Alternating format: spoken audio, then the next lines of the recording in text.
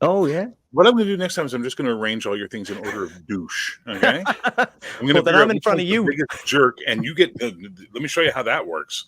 Top douche. Yes. Let's see. Yeah. What? That works out. That's pretty good. There we go. That's the order of douche. Great. I'll take it. Let's just get everything back to where it is, so it doesn't. It's like one of those puzzles. Yeah. Is that it? Is that the right one there, Mr. Kirby? No. Who's wrong? Tell me who to move. I'm supposed to be in the bottom row. You put. It's supposed to be Cody and then Devere. And swap me and then Devere. Yeah, swap Cody and Devere. Now swap me and Brock. I'm bottom, bitch. There you go. Oh no, actually, I'm sorry. Switch Navari and there you go. Yeah. There you go. Now it's right. There we go. Yeah, you're supposed to keep an eye on the baby. Are we good? Just give me the high sign. Give me the high sign. Yay, we're good. Hey, everybody who's watching us out there in YouTube land. Sorry we're running late. I have a grocery order that's running late, so they said they were going to be here and they weren't, so now I'm just keeping an eye on that. So we are going to interrupt the game when it arrives because there are perishables I have to put right away into the fridge, but that won't be more than like a 5-minute break. They'll all go to the bathroom or do whatever. First of all, thanks for joining us. I know it's been we missed last month because of illness, and that brings us to the sad news I must give to everybody today, which is that Hungar has chosen to drop out because he is ill and continuing to be ill, and he doesn't want to disrupt the game for everybody. And yes, here, let's put in honor of, go ahead and show us that beautiful shirt you got on. In honor of the Starvarian, we are going to we accepted Hungar's decision to step out because he just can't, commit because of issues with health. And we respect that. We understand that because he's our friend and we love him and we want him to be healthy. I don't give two flying good goddams about rolling dice. I give more of a concern for his health. So that's where we're at. Of course, that means I get to figure out how to get rid of Philip, which, there's so many things I could do. I wonder what I will choose. So, Cody, how you doing, man? I'm doing well. How's it going? Every day is a gift.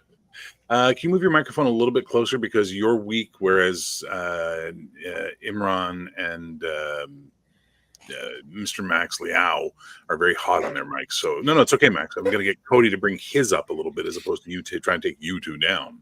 How's that? That is much better. Thank you, sir. Appreciate that. So anyway, so you're doing good. All right, cool. You're going to have a task that you're not going to like, but I'm going to give it to you in a minute. All right, Mr. Sir Gerard DeVere, ye old geek, how you doing? I'm fine, thank you, Mr. Bear. Why do I feel like I'm being suckered? That was really polite and he's nice. waiting to sell you something. Yeah. Thank you, Mr. Bear. Yes. No, Mr. Bear, I expect you to die. Like I was like he's channeling his inner Bond villain. Oh my god. All right, Iman, how you doing, brother? Good to have you all with me again for oh god, it's been 2 months? It's been long overdue. I've missed you guys. Glad to see you all again.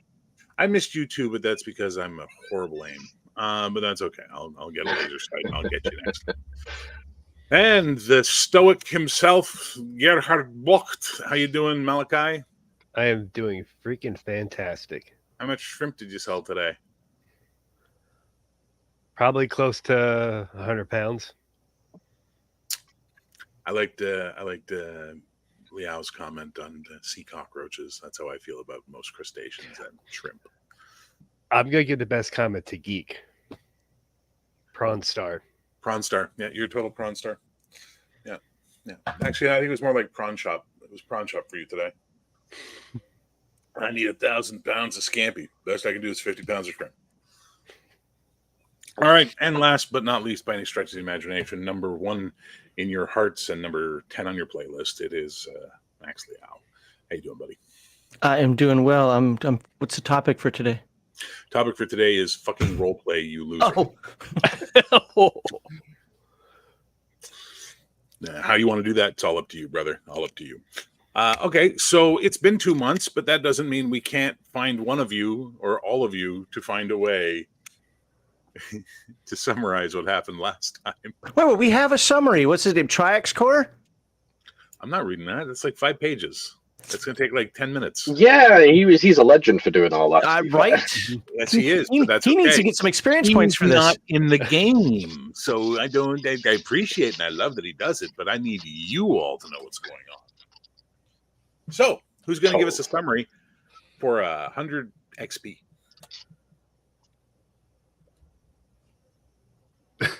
We get a crown. We're in a bad part of the neighborhood. Yeah. I mean, my summary would be one line. I was a bit of a dick. A bit. So your summary would be a bit of an understatement. Okay, so you certainly weren't doing that in character. Hey, I think as leader of the party, Cody ought to, Laurelin.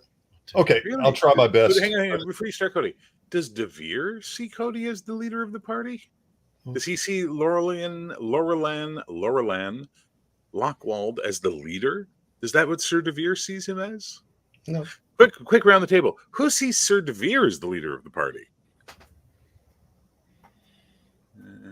Yeah, I suppose your squire would be there. Yeah, so there you go. But it's just if you win around the horn, I'm not taking my hand down. Yeah, for sure. Yeah. So Sir DeVere's got a self vote and a pity vote for being the leader. Yeah, that's not the leader. And an obligation vote from the squire. The Chevalier, of course, he is leader. Yes, I follow him. That's how that works. All right, Cody, give her a gopher. All right, I'll try. It's been a while since I watched the last session. So, from what I remember, we were traveling to go find what I had seen in my prophecy. So we had to go to this mountain. I guess there was a temple there. And while we were traveling through the forest in Iskane, is that correct? You are in Iskane, yes. The wildlands of Iskane. So it's we were told it's a dangerous place. Of course, we had to go through there anyways. Traveling through there, I think the first thing we met was we came across a river.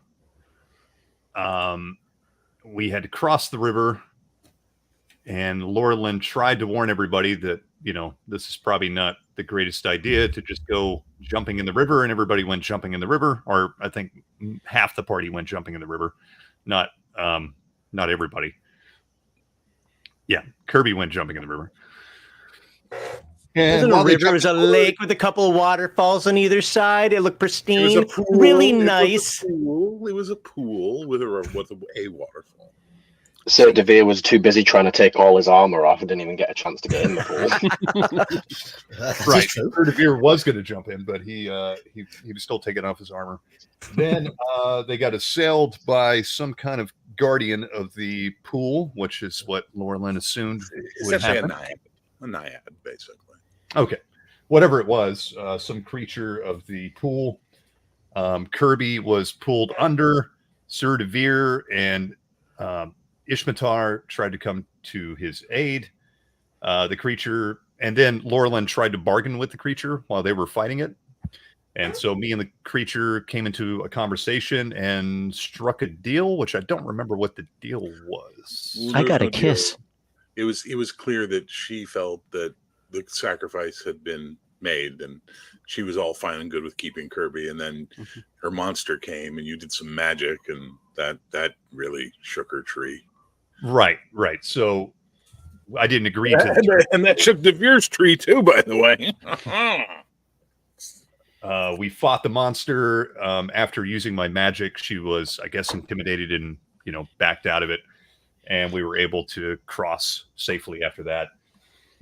And then by nightfall, we came to a town.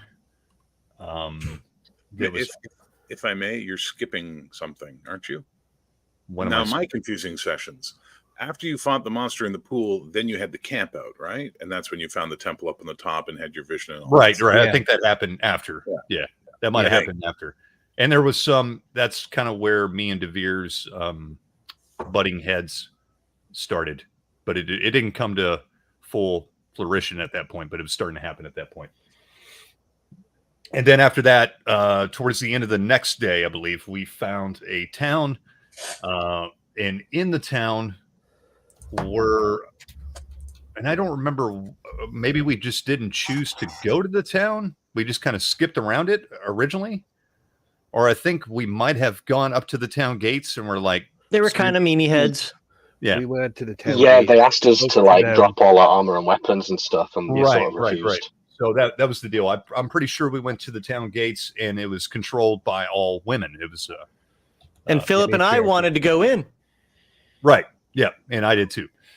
But Devere did not want to go into the town, and either did I don't think Philip wanted to, and I don't think Bach wanted to. I was nervous about it.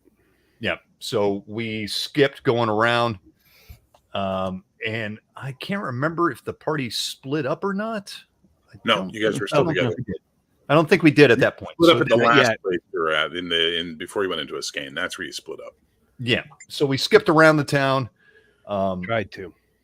Tried to skip around the town, and while we were camping out, we were assaulted by beastmen, and it was a pretty hopeless fight. And Philip and Bach, I believe, just kind of ran tail and ran. And Lauren was like, I fucking told you so again, and cast a magic shield around himself and stood there while all the mayhem was going on. And by the end of the battle, everybody was, clamoring towards the city gates, the town gates, trying to get in. They did let us in, and we were arrested. And then comedy ensued. Yes, we were Yeah, arrested. we were taken prisoner. Yeah. Yep, we were taken prisoner. By the way, for those of you watching who aren't experienced game masters, clearly what we did was we taught you the valuable lesson of never take players prisoner, because it will just disintegrate into absolute chaos and chicanery, because players can't handle being held prisoner ever. So This is true. So basically, while we were taken prisoner, another deal was struck between the head of this community of all female warriors, basically, and me again. And basically, they wanted to mate with me, breed with me, with their high queen or priestess. And in exchange, they, I guess, wouldn't kill everybody. And so I was taken away for this mating ritual while everybody else was stuck in the prison. And it took them forever bumbling around and arguing with each other to figure out how to escape. They did manage to knock out, the drunk captain of the guard came in, unlocked the gates. They took her prisoner again. It took them a long time, bumbling around like a bunch of Three Stooges. Keystone Cops, thank you very Give me a much. quick minute. Do what now? Need music for that.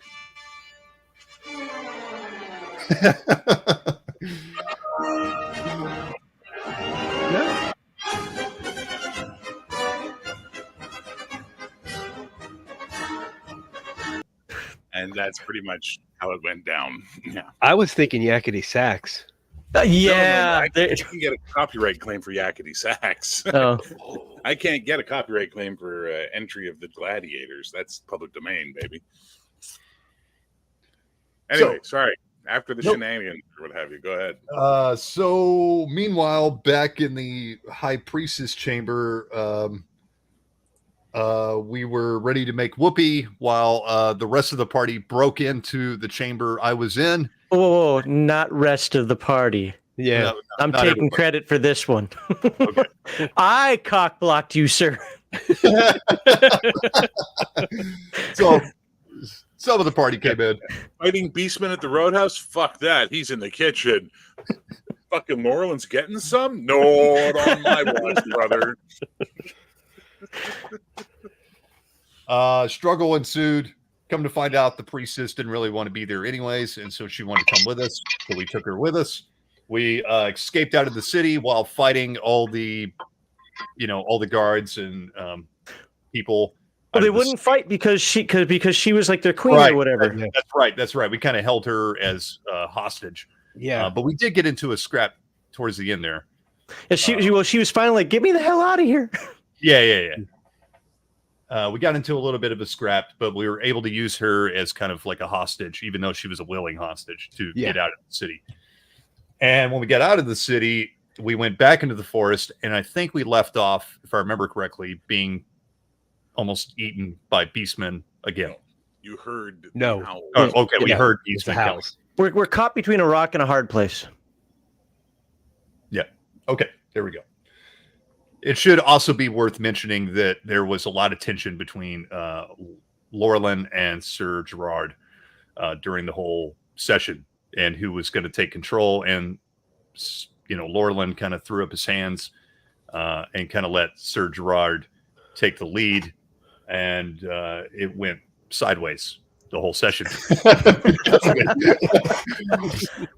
So yes, the classic. There's some moments like you really do need to go rewatch the complete degeneration of this competent A team into the Keystone Capers. It was hilarious. From such classic moments as Gerhard Bach standing looking at a wide open room full of people and goes, "Can I sneak around the room?" My God, that was brilliant. It's like I just in my mind was picturing Emperor's New Groove, as he's trying to sneak along the wall, maybe humming his theme music, and then of course Philip walking in and saying, "I want to speak to the man in charge." That was, oh boy.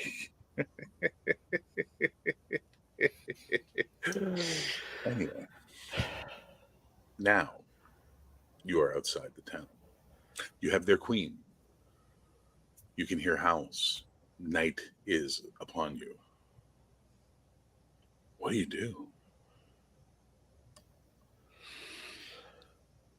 I suspect we shouldn't spend much more time here and make haste out of this forest as quickly as possible. Do you know where we are going, though? Home? Not an option, I'm afraid, young Ethan. we're a long way from home.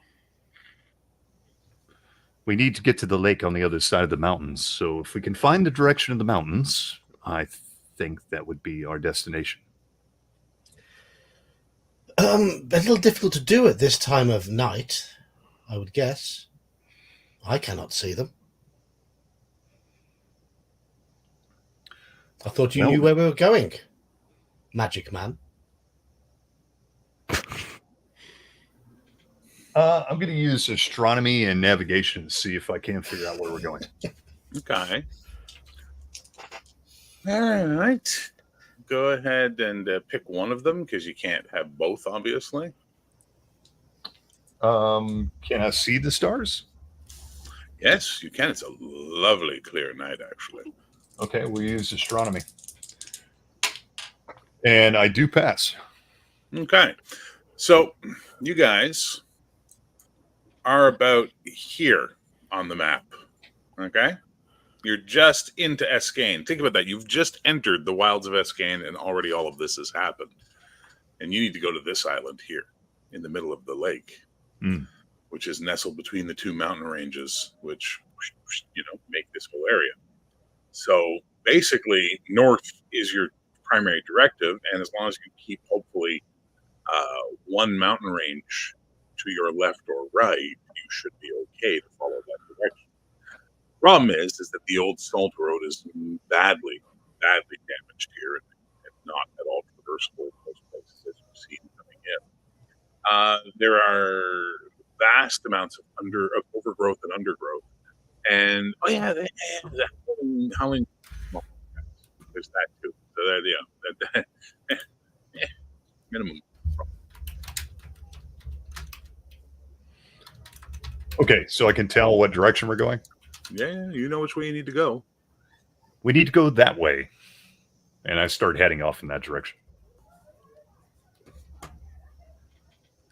I look a little confused because I don't quite know how you've done that, and I'm not entirely trusting. I will say you can see Laurelin looking up to the sky, and he starts looking at stars and kind of squints and points in a general direction, starts walking that way. I'll follow him. Okay. There were people amongst my people who looked at the stars. We didn't trust them. Lunatics, most of them. Most of them were hung because we associated them with lycanthropy. Those that look at the stars and the moon.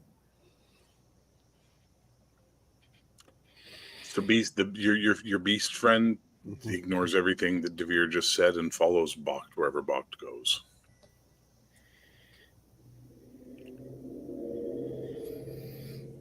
So is it just me and Cody walking off? Or sorry, Lurlin walking off right now? I'm with you guys. Okay. The two Yeah, knights I'll are also not. The follow two them. knights are not. Oh, okay. You are all right. Perrin looks like we are following him again. So he's, you know, you don't have horses anymore. He's kind of busy carrying a lot of your stuff. So he's just like this kid with like packs and stuff all over him. He's like, oui, chevalier. We go the way you tell me go. I follow you, chevalier. It's quite a lot of stuff. And, Here, young man, give me some of that. No, Right. chevalier. I grow strong. I carry for you. It is okay. It is what I must. No, Perrin. No, Perrin. As you wish, chevalier. And he just drops everything. We'll share it, half and half. Okay. And I'll pick up half the stuff. Say, come. Need to catch them this up. mic has some issues, guys. I apologize. There, I'll put it right here. Now you'll hear me fine. Sir De Go on, young Vere, man. looks like you're learning some humility. We may make a fine knight of you just yet. Philip laughs heartily and slaps Navari on the back and makes some quirky joke that I would make. I pretend I didn't hear what Navri just said. And he says something about Sir Rusty, and then starts walking off on his way. Then I pretend I didn't hear what Philip said. Yeah, that's fine. The young lady is following Lockwald, of course, your Cirrus of Stars. She's going where he goes. What's Bach doing? Following him. Okay. So pretty much everyone's going to outdistance you fast, Devere, because they didn't stand around and, pontificate about it. They just started moving. So you're going to have a gap growing, at which point you hear more howls closer than the last ones. Come on, Perrin. Don't you slow me down. No, Chevalier. You throw me to the wolf if needs. You save yourself. No, that will not happen. Come on. Okay, comme vous voulez. And he just keeps charging along behind you, carrying what he can carry. Problem is, a lot of your stuff's going clank, clank, clunk, clink, clank. So you guys are quite noisy at this point in time. We will completely ignore the fact that we're making a noise and try and catch up with the others. Okay, so clink, clank, clink, clink. You guys can hear them coming up quickly, double stepping towards you. How polite of you I all. forgot her name for a second. Oh, sorry, go ahead, sir. How polite of you all to wait for us.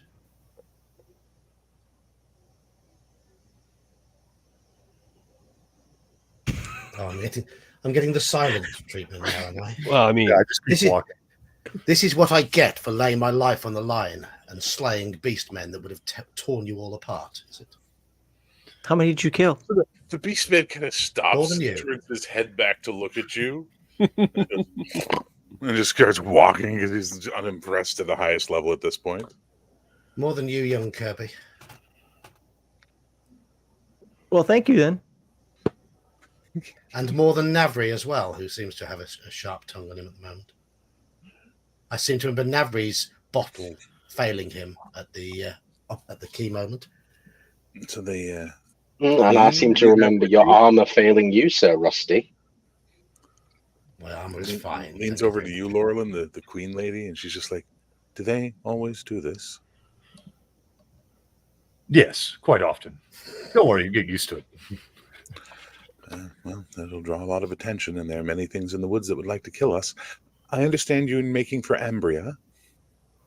Yes, that's correct. Well, I might know the way. Oh, really? Yes, really. Well, please, by all means. I am a stranger to these lands, and you, after all, lived here for some time. She's the thing is she's dressed for the nuptial bed. Mm-hmm. So it's quite odd. Let's just say that you guys are kind of, it's odd. And she turns around and looks at the men, and she's like, perhaps one of you fine gentlemen has a cloak for a lady? Oh, of course. I take off my big feathered cloak and drape it over. She has a slightly sour look on her face as she gets the whiff of it, but she's like, thank you. Follow me. And she starts walking off into the woods, off the path right away. okay. I follow. Yeah. She obviously knows where she's going. Okay. So you're all following her. So she takes you on a twisty, windy. You're pretty sure it's doubled back a couple of times and hairpinned and what have you. Path through this hilly, wildernessy tree type area. The howls are getting distant behind you as you go, which is really nice. It's less immediate, the threat of all these things. The forest has a lot of odor to it, especially for anybody who's a city person, like say Devere is or Ishmatar. It's very, very woodsy, and there are a lot of smells, and it's very wet. It's been a wet spring. The ground is squishy under your feet, which is, if you have crap boots, they're starting to get into your boots a little bit and make you feel like, things aren't going the best for you. And it's a slog. It's a lot of slog. So give me a constitution save, please. Sorry, physical endurance save. All of us? Yes, sir. If you have forced march, let me know. Who did it? What do you use for a constitution save? Just roll under it on a d20. Okay, so And remember, 20 no matter what. I have forced march. Okay, so since there's not really a rule for that, we'll just let you roll twice and take the better result. Okay. Good. Yes, 4 on the 15. Man without a camera for some reason.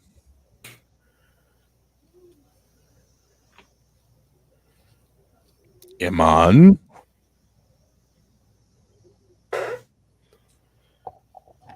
Apologies, I was just getting my dice. I'm under. I got a 9. Okay, everybody made it?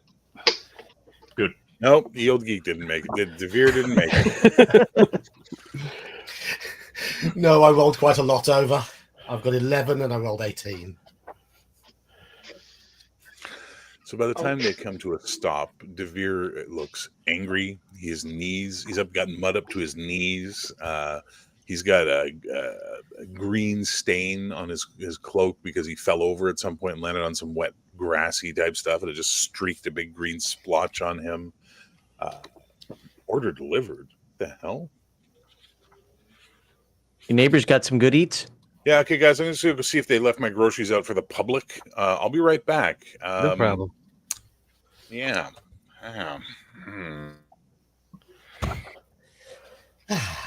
Oh, no, he sent a picture. They're actually at my door. All right, give me 2 seconds. You're good.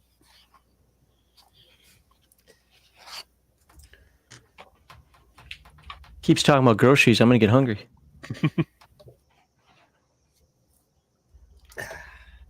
Keeps talking about groceries. Gonna make me think of work. I mean, it's 8:35 in the evening here. I had my evening meal 2 hours ago. Well, tell us how the future is then, Mr. Future Man. It's delicious food. Awesome. I'm glad I got that to look forward to. Yes. And a nice evening ale as well. Oh, my wife gave me tea. Oh, you know It's what? as British as I'm getting right now.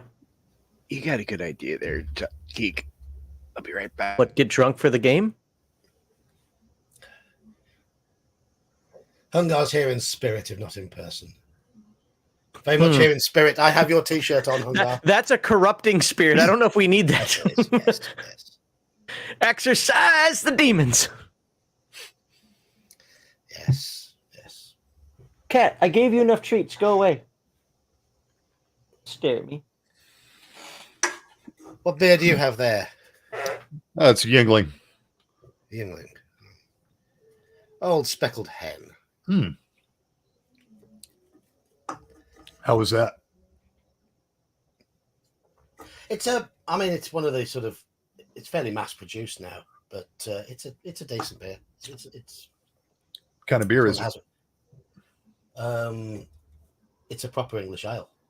Good deal. Yes.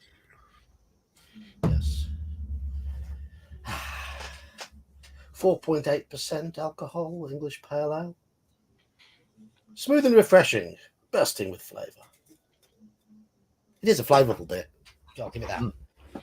I've had it a lot. It's one of the fairly common now. Malachi, you've got yourself a beer as well. Yes. It's called Mad Up. It's a local brew. It's from Christmas time. Mad Elf. Yeah.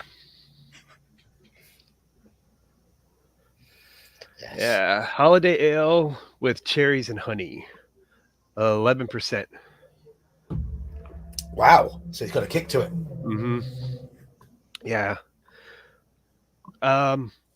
You know Hershey's, right? I've heard of the name Hershey's. Yeah. Well, I lived near the company, and the brewery is actually near the plant and everything for Hershey's.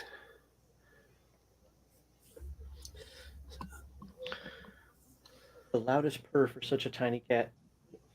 I've seen. I mean, some of our shops do have some Hershey's stuff in, but it generally gets ignored, from what I can see. Not the greatest.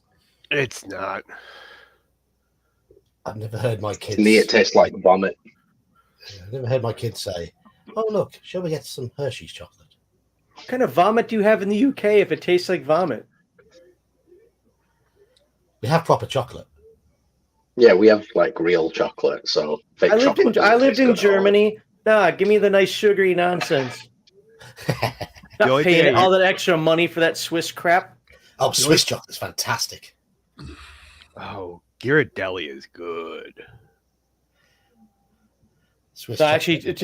I actually preferred the German chocolate. I think our crap here is actually too sweet, that milk chocolate nonsense, but I got to defend Merca. Lint's pretty good. I've had theirs. Lindt. I think Lint's the best, in my opinion. Oh, it's lovely. Oh, It's I lovely. only have to drive like half an hour to get some right from the plant. Lint is delicious. Yes, it is indeed.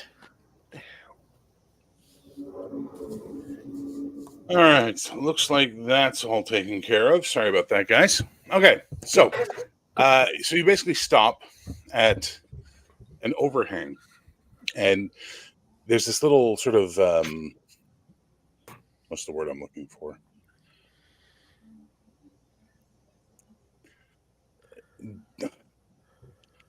Not a valley, but like when there's a rift in the mountains. You know what I mean?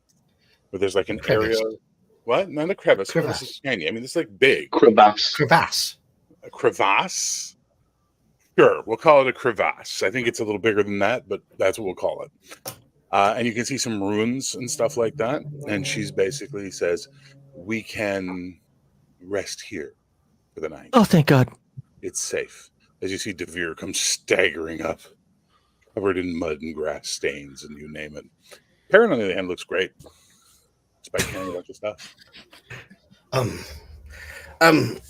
Perrin, first job in the morning is to clean this shit off my boots. Can't have it sort of setting in, Finest quality leather. Finest quality leather, these boots. Oui, chevalier. Oui, I understand. Je comprends. Dude, like the kid's gonna say no to you about anything, please. I'm just going to essentially make camp, but I'm going to make sure that everything's, solid, secure. Not going to get wet, whatever. Not jumping in any pools. Thank you. Well, Say it again. I'm going to jump in twice. There's you gotta go down into this area. Oh, okay. And like I said, there's old ruins in here. Like there was like a mountain keep or something, or maybe a villa. You don't know for sure. Are there any water down here that I can clean my clothing at all? I think there's an old well. Oh. That would not suffice. But once you guys climb down the rocky part and get to where it's more of a plateau, you see why someone would have built a keep here in the olden times. You have a majestic command of the entire valley from here. You can see as far as the eye can see. All of Escaine laid out below you. It's a good vantage point. Good. Perrin, there's something I need to do. Would you be able to possibly ask the others if any of them has a quill, ink, paper with them? Okay. And I'm just going to take myself off a little bit away from everybody else and just sit. Okay. Stare. So again, there's this massive old keep behind you. Since Hungar was the keeper of the rerolls, I thought you guys might need some more, so here's one for each of you. Well, thank you, Law Dog. That's awfully kind of you. Look at that. Woo, You guys got Law 5 Dog. rerolls. I got 5. One each. Everybody has 1 reroll each. Thank you so much, Law Dog. We really appreciate that. It's very kind of you. You don't get the reroll. Stop it. Again, you've got this massive keep of ruins. Plateau area. You're in front of it. You're making camp in front of the ruins. Is that what you're doing? What? Give me some more details, guys. Yeah. I stop in front of the keep. That was good. Give me some more details. Yeah. I'm going to sit on if there's any steps on the ruins, any sort of boulder that is sticking out, suitable height to sit on, I'll be sat on that, pretty much staring up at the sky, waiting for Paran to come back, hopefully with a quill and some paper. Okay. How run down is the keep? Like, does it still have working stairwells or whatever? Can I get to a parapet or at least a walkway at the top? Or So you're going to enter into the keep, is what you're saying? if it's possible, yeah. Okay. So yes, there's absolutely a way to enter into the keep. Okay. Yes, I'm going to go Malachi? with him. You're going to go with them. I'm going to start calling you by your character's names. Yes, Gerhard? I'm going to go with the Thane. All right. So you and Athane are going into the keep itself. It's dark. Are you lighting torches, lanterns, something? It is nice. Walk You got slowly. something?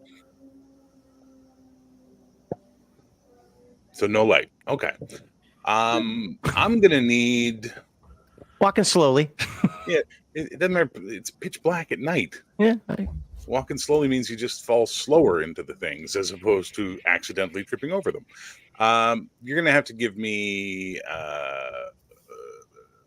PP checks -5 on your dice. Because +5 on your D20 roll because you're trying to roll under. Give me a second. You said 2 of them? Well, that's cocked, but I'll go with the worst number. So I already failed the first one. Okay, so Made the second basically, well, we'll still deal with the first one. How about we deal with that one? You first? said 2, so I did 2. No, I said PP rolls. I didn't say how many. You said 2, and I went sure. Okay, Gerhard, what'd you get? You fail it. 15 on a 13. Okay, so as you step into the keep, you walk in and like it's still got some roofing and walls and things like that. And as you walk, Athane trips over some bricks, and you trip right into the back of Athane, and the two of you just tumble onto the floor and the moss and the ruin and the brickwork and all that as the two of you just lie there. The second roll will count for your arrows not flying everywhere, Athane. You managed to not break your bow. Broke my ankle. Ow! Do you need Get a off second me. roll from me? No, you're flat on your face after the first roll. Okay. Brush myself off. I'm still gonna keep my hand on the wall as best I can. I'm just gonna walk really But tentatively. as you start to get up, you hear something scuttling around you in the darkness. I'm gonna back up. Meanwhile, outside, these two have gone wandering into the dark of the keep with no light. You see Perrin talking to Philip, and then he runs over to Devere with a quill and ink. That's all he's got. Esmeralda is busy starting a fire and making food. The queen is sitting on a rock, rubbing her feet and bundling up in the cloak because it is night and it's starting to get very, very dark out. What's Iman doing?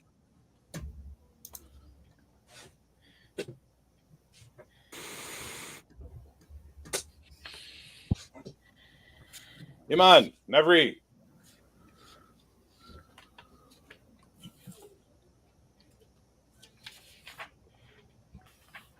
Yes, sir. Sorry. Why is your camera off again? I'm here. We can't see you if we don't know you're there. What is Navri doing? I assume you heard everything we just said, right? Yeah, I did. I was going to go with them, but I don't really want to. I think I'd rather just set with Campain. Sit with who? Sorry, what did you say? Sorry, did you hear me? No, I didn't was understand you. I was considering going with those two, but I Yes. decided against it, and I'm just going to set up camp. Set up camp. Okay, I heard sit with Canviri, and I'm like, who the hell's Canviri? What's going on? What happened to my Sorry. game? We're inventing NPCs. Okay, so you basically set up. So they're setting up camp outside. So Laurelin, you're aware of what's going on. 2 of them have wandered off into the keep. Everyone else is setting up camp and not paying attention. What are you doing? I see them wander off inside the keep. Yes. If you'll pardon me, Your Highness, and I just kind of get up like nothing's going on, and I cast a globe of daylight in front of me. Which does and what? Then, it basically casts a big globe that lets off a bright light. Fair enough. And then I'm going to walk, and it follows me around wherever I want. So Okay. I just let it follow me in front of me. And Philip sees what you're doing, and he comes running along because that looks exciting and fun. Okay.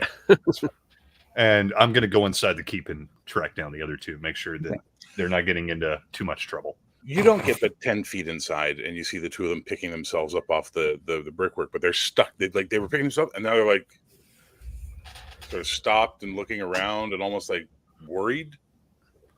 You guys see a light, and you see Laurelin walk in. What are you 2 doing? Shh. Backing up. Yes, you shouldn't have came here in the first place.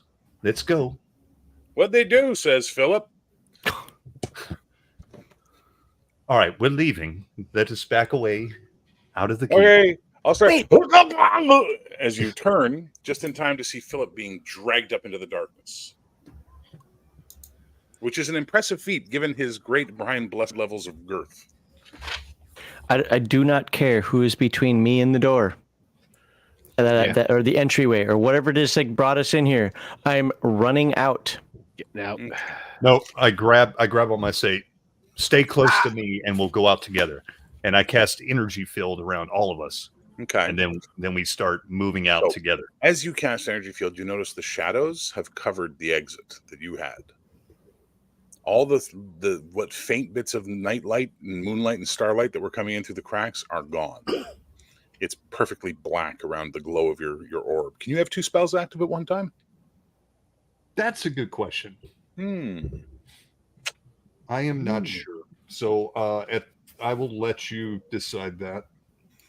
I'll allow it for now, but not for much longer because we'll move at the speed of plot, I guess, on this one. I would imagine you can only concentrate on one spell at a time. You know what I'm saying? So that spell would stay up however long the duration is. And since I'm concentrating on energy field, it would works for me. Yeah. As you watch the orb of light, you see darkness starts to surround it like tendrils and fingers, and then it starts to subsume the light into the dark, and then it vanishes, leaving you all in the pitch of black. Does your energy field have a visual component, or is it just an invisible energy field? I'll check on that for you.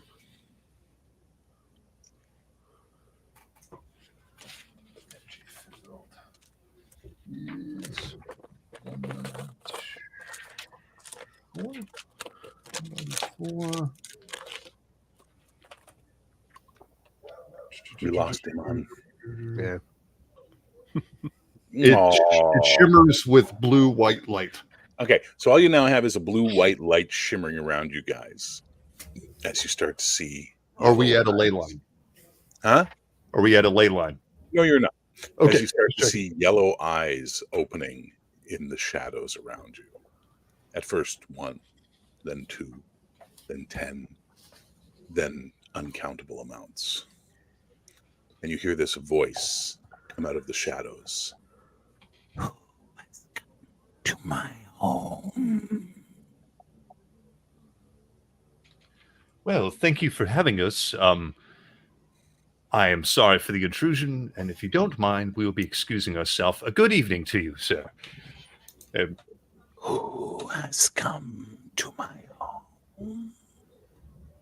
Oh, well, pardon my manners. I am Laurelin Lockwald, magician, and these here are my compatriots, the young Thane. And who else is there? Balked. Gerhard Balked. And our monk priest friend here, Philip. Hold your tongue, Philip.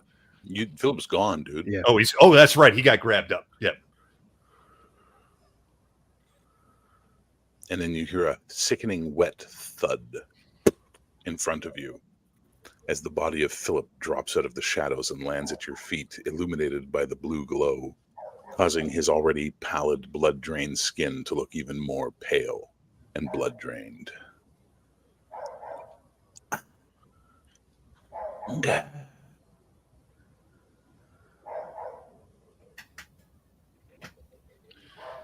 Can we go? Yeah, we are leaving. You must feed me. Well, I think we are even at this point. Feed me. You will be fed no more, and we are leaving. Then you all are meat. And I'm going to need you guys to roll for initiative at that point in time. Quick question there. Would Yes. I have heard any of this No, happening? it's amazing how magic works. Hmm. Now, I will let you make a roll on a d20, Devere, and let me know what you get. Oh, there we go. 15. Skippy's back. Let me re-add Skippy. Sorry, wouldn't be a session without my internet cutting out, would it? That's all right. 15, and 15 is higher than all of my mental stats, so I probably haven't spotted or seen anything. It has nothing to do with your stats. It's something else.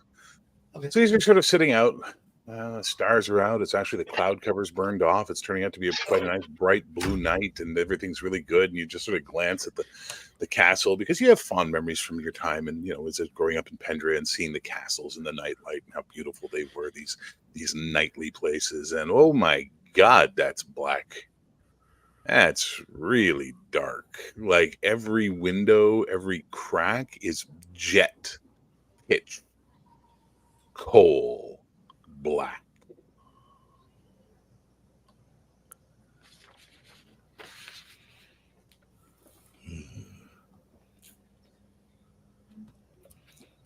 I look around because I'm probably a little oblivious to what's been going on.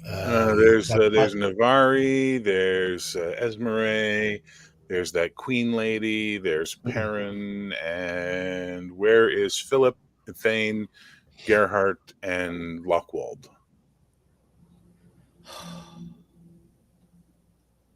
I call out, Philip. You guys inside see, you hear almost like it's like coming through water, like right, and then you see the shadows sort of poke into the back of the unconscious or dead or you're not sure body of Philip, and then you hear the sickening crack of bones as it just sits up and then sort of stands and walks into the shadows. From your point of view, Mr. Devere, you see Philip come out of the shadows. His head sort of lolls to the side. Come on in. It's real nice in here. Everyone's waiting. And then he goes back into the shadows. His head is lolling, you say. Like it's like sort of like it's not on right. Navri, has Philip been drinking again? Did you see him? Did you see him with his face in the wine earlier at all? You don't see Navri anywhere. He's gone off to relieve himself in the bushes. Oh. Philip, you've been drinking? Come on in. It's real fun. We're having a great time. There's stuff and things. I was trying to write a letter. Come on in. I have something important to do. I don't want to have fun right now. Important here. What's important, Philip? What's important? Come on in. Meanwhile, precise. inside, because you're just getting dead. Like there's no conversation being had, is what you realize, Devere. Is like this is it's like a repeating thing. Back inside, you see the body of Philip sort of turn, and it's now being the mouthpiece, and it goes, "You have violated my home. I offered you one, and you could leave. Instead, you have declined. Now all die." And now we'll go for the initiative inside. Now, I need to know how your energy field works, sir. Exactly how your energy field works. Okay. So it lasts for 4 melee rounds. gives me 60 STC, and that's going to apply to all of us. So it's just SDC? Just STC. I hope Be we're awesome not as- taking mega I was damage. gonna say it'd be awesome as MDC. Yeah. I'm in. Love it. We're just dead. Take it. So it glows, gives him some SDC, doesn't do anything else. Okay. Initiative. I got a 20. Okay. 22. 20 total. Okay. 22's up first. What are you doing? I'm gonna hold my action for now because I want to see if Lockwall has anything planned. Okay. 20s. What are you doing? So what's standing between us and the exit? Is well, you're surrounded by shadows. You have no idea where the exit is anymore. Well, we And know there's it was in that direction. well, yeah, but you're completely in the dark. So in French, we have an expression, étourdi. You're a little turned around, you know? So you think it's in that direction, sure. But there's also a big animated Philip in front of you. Could I use sense direction to, No, sense? because you have no frame of reference other than Philip. So you can trust that that's the direction you need to go. But beyond that, there's nothing else for you to see to use sense direction with. Okay. Well, I'm just going to turn to the others. We're going to walk out of here. If we are assailed, we might have to get into a fight. Can we run instead? We can run, but we all need to keep within this field. Yeah. We all need to keep pace with each other. Okay, I'm pulling out my 2 knives. Okay. Well, that was 20, where you had this lovely conversation and you all sort of did a lot of things you can't do in the round, but that's okay. We let it happen. But now on 19, it gets its turn. Each of you is being attacked by a shadow. You may attempt to parry or dodge as you see fit. Ithane, you are attacked by 14. Okay, well, it makes more sense. Hang on, let me go through everybody's numbers and then we'll talk about mechanics. Bach, you are attacked by 17. Oh, Cody, 21. All right, now go ahead and discuss what you think you should do. If I don't see how I could parry a shadow, so I'm going to try to dodge it. It's a tendril. It's a shadow. You could try. Just saying. But as far as my character goes, that doesn't make sense. So, Okay, that's fine. Go ahead. You can use dodge. use up that action for dodge. I rolled a 9 plus 6 is 15. Oh, thank God that beats the 14. 14. I can't beat it. 17 on my parry. It's enough as you try and parry it, as the shadow sort of pulls back from the blade. In fact, it not only pulls back from your blade, but it seems to like cringe from your blade. Buckwald, I can't do shit. I'm taking it.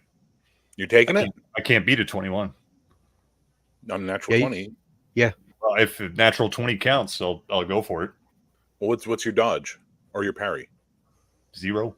Really? Wow. Okay, Yeah. Gandalf, roll that d20 and hope for the best. Nope. Okay, so it hits you.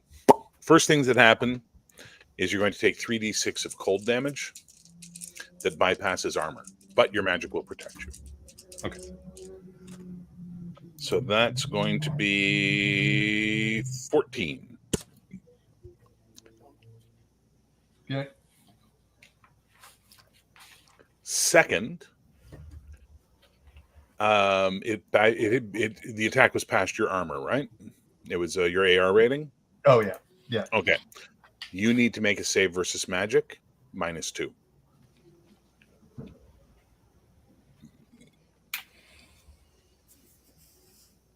What type of magic, though? Yeah. Yeah. What kind of magic? Well, I guess it would. What are the types available? And I'll tell you based on that. I would assume it would be a spell.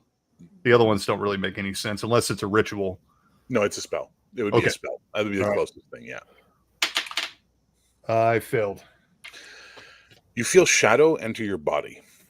You feel a cold numbness go through every part of you. Your limbs become numb. And you find yourself no longer with them, but in this blue place. And there is in front of you a massive shadow with legs coming off of it, almost like spider's legs. Like it's massive. And it has a vaguely feminine female form to it. As you look at it, you realize it's like it's a spider, but like with the upper torso of a woman connected to it. And the webs that it's on are all shadows of bluish, purplish black, you know, like it's really disturbing. And it steps down and it looks at you, and it's got 8 blue eyes. Its teeth are pointed. It's still vaguely human looking with jet black skin, but it is a monster, to say the least. You're actually pretty sure, based on your magical knowledge, this is some sort of demon or abomination or something from beyond the world. And it looks at you and goes, "You are made of magic." I wouldn't say I'm made of magic. Serve me and your friends will go free. Well, you already struck us a bargain and didn't hold up to it, so I don't see how I could trust you now. It cocks its head. Lies will not help you. No No lies. You said No bargain was struck, human. I said give one and the other 2 could leave. and we gave you one. No, I took one. You gave me nothing, fool. That Do is not the think your strongest human thing. words will work with me and your spells will not. You are in my domain now, and your soul will be mine. And your friends will be like the fat one, puppets of my web. Or so Well, it seems I don't really have a choice either way. You're going to take me no matter what. So if it's for the greater good of the rest of the party, I willingly give myself. So it looks surprised. Truly. Yes, true. Wise man. And you feel in your chest a cold chill touch your heart. Like you feel it like ice frosting around the very organ, and for a moment your heart stops beating. And then it starts again. And you're back in the room with these 2. The shadows are gone, stars and moonlight above. Okay. And the body of Philip is gone. I would point out, I assume the energy field is gone. At this point, yes. Any Okay. active spells you have gone off. Yep. What the hell? His sword is causing you distress, Lockwald. You don't want to be near his sword. It's uncomfortable. It feels dangerous. Well, am I in control of my faculties? Yeah, I'm just saying, you feel this. This is literally how you feel. As you look at that sword, it causes anxiety inside you. Is he still in that other realm, or what are we noticing here? Like, what happened with us? All you saw was a flash, and the shadows were gone, and now you're all back in the open air. Okay. Is there an energy field still around us? Mm-mm. No. Great. I don't have to stay within it. I'm running out. So you bolt out. Okay. So DeVere, as you're sort of looking around for Navari, who's coming back from the bushes, you see Ithane come bolting out. And that black. What's happened to this image of Philip? Has it just disappeared? Oh, it went back into the shadows, right? And it was calling to you from within the shadows. But it's now the shadows are gone. Ithane, what was happening in there? I saw Philip. He looked drunk. I run out. I don't know how far away he is, but I'm running out probably good 20, 30 feet. Well, probably more like 30 yards. Well, there's not that much room in this rill. You'll be out and into the valley if you go 30 yards. But, you got about 15, 20 feet for sure. Okay. I run out there, and I'm just turning around, looking at the door with my knives out. Okay. Something scared you, young man? I first of all, I look out. How are you dressed right now? I'm fully armed and armored still. Okay. It's like, try your sword. Try it. Try it on what? You'll see. You'll see. I draw my sword, grip my shield, and walk inside because I have no idea what to expect in there. Yes, you start heading for the door. Meanwhile, inside, what were you 2 doing after Ithane ran out? Bakht, I don't think it's safe for you to be around me or in here, I think you should leave. Okay. I'm going to walk out. So as you're walking out, Devere is coming in. Devere. What frightened the boy? They came in here unwisely, and there is a creature here from another plane. Probably a demon or some other creature, and it seems that it has taken my soul. I would be alarmed. I would not blame you if you kill me. It would probably be wise at this point. Or you can go fetch Esmeralda, and maybe she can help me, because she's probably the only one. So you are giving me permission to remove your head from your body, you, a magic man. You remember, in my realm, magic is punished with quite severely. Yes. Well, the rules of your realm do not quite apply so much here. So you have openly admitted to devilry. I have admitted that I have succumbed to a devil that Fane and Gerpard surely would have been succumbed to if not for my sacrifice. And I'm willing to make another one if you feel that that's the right decision. I look confused at this because I'm not the brightest and I have not seen what's happened, and I didn't trust Laurelin anyway, but he's talking as if he's sacrificed himself. So they've been having this conversation for this long, right? Okay, I'm trepidly walking forward back towards the entrance because I'm hanging out, but I'm just outside the entrance for all this. Okay, well, so I see you. Okay, well, that's beneficial. I'll walk toward Bach, but not too crazy, just arm's reach, whatever, And I want to poke my head in and see what's going on. Are they dying, or what's happening here? Ithane.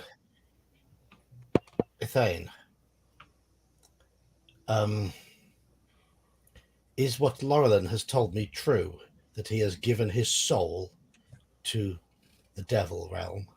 What? Why do you keep saying that about magic? That is what he has just said to me. Is that right, Laurelin? That is absolutely correct. I have sacrificed myself to some kind of dark creature from the abyss in order to save you all. Well, I didn't see any of that. It's probably not safe for me to be around unless somebody can remove this possession from me. Kirby, are you saying Laurelin is lying? I mean, you were in here with him. Well, I didn't see any of that, but I did. Did you see the creepy shadows? I did see the shadows. And Philip came out. Yeah, they tried to wrap around us. They were, I don't know, one of them attacked us. Philip looked like he'd been drinking. Where is he? He's gone. Huh? Philip is dead. So, Bach, you've gone back inside? I'm outside the doorway. Okay, so you're not getting Esmeralda. Oh, shoot. Okay, He's like, no, I didn't get him. So you're going to get Esmeralda. Yeah, at this point, I was like, oh, shit. Yeah, I'm very good at it. Okay, so you're Philip came walking out of the building. I saw the darkness in the building. That I can believe. But Philip came walking out of the building. His head was odd. He was repeating himself. I assumed he'd been deep in the cups. Philip was grabbed by the darkness and splatted. Can we talk about something else? We do not need to hang around this place much longer. We need to get out of here and we can make a decision elsewhere. It sounds like you need to stay in this place and the rest of us need to leave. Wait, what? That is probably wise. Then you shall stay here. I will. And you have to lead the rest of the party where they're going. Wait, Goodbye, what? Laurelin. I'm turning and walking out. What is going on? So on that, we'll cut to Bach walking over to where Esmeralda is, and she's just sitting there preparing food. Excuse me, Esmeralda. Laura Lynn would like to see you inside the keep. What? No big deal. It was good. It was just the way you said it was so, excuse me, pardon me, sorry. It was nice. So she sort of looks at Perrin and, says, watch this. And then she goes, okay, are you going to show me in or do I go myself? I'll walk over with you. As she starts walking with you, you notice she's like at least an inch taller than when you met her. And you do notice that silver lock of hair that she didn't have when you met her. She's a kid. She's growing up. Quickly. Yeah. So you walk in and she, Devere comes walking out as you guys are walking up again. So you and Devere pass one more time. I don't She even walks in. acknowledge him. Looks at you. Who does? Lockwald looks at you. She looks at you, Lockwald. No. Okay. Was it the only way? I feel it was.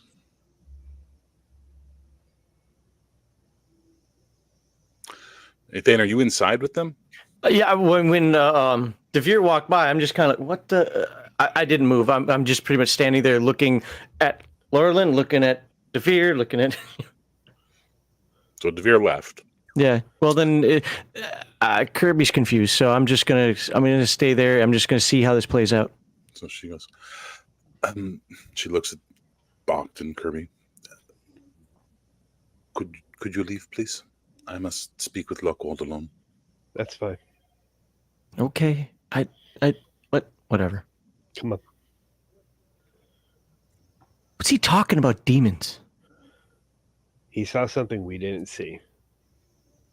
Well, yeah, he had light. I don't think it was just the light.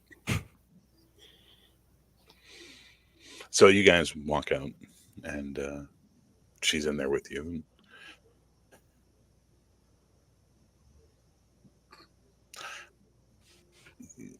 Can I show you through my eyes?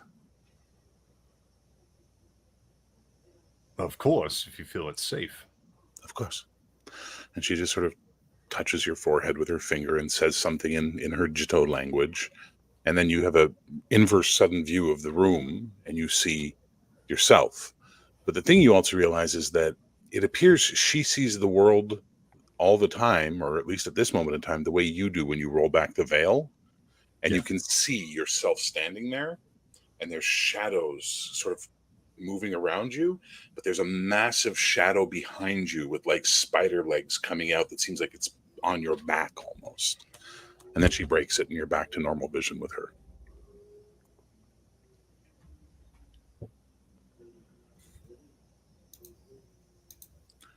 You are the wise man.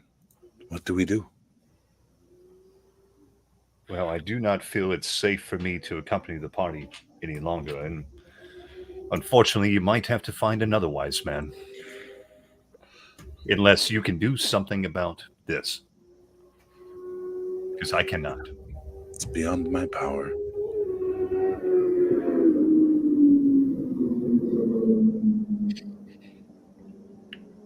Who's living on a raceway? Oh, you weren't kidding when you said it was a chunder night. All right.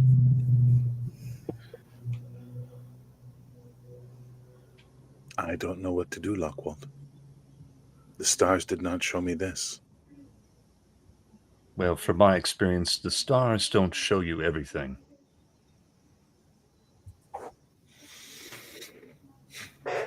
Stay here. I will tell the others, and we will see what they decide. She just looks very sad as she walks out back to where everybody is outside. And she just goes and she sits by the fire and just waits. What are the rest of you doing? I have my symbol of my faith in my hand, in my left hand, and in my right hand I'm leaning.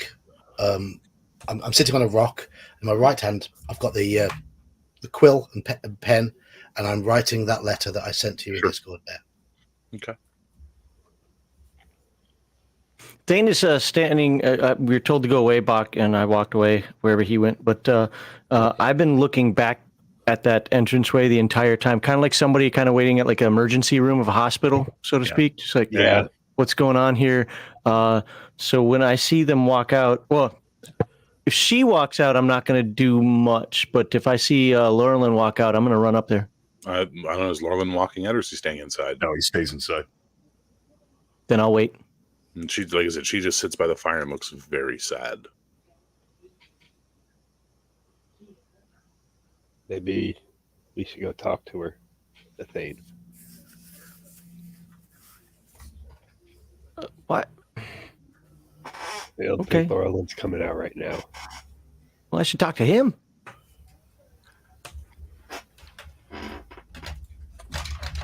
Actually, that's what I'm gonna do. I'm gonna run up to the doorway, but I'm gonna stop. I'm gonna peek my head in. First of all, is Laurelin there? Yeah, he's sitting on the Okay. ground with his eyes closed. All right. Are there any demon shadows?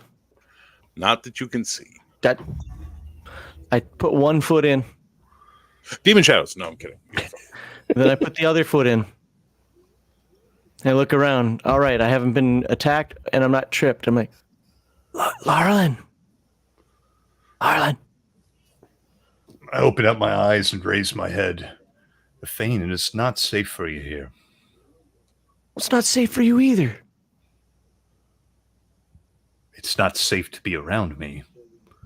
I suggest you go back to the others, and hopefully you've learned your damn lesson about wandering off in strange, unknown places.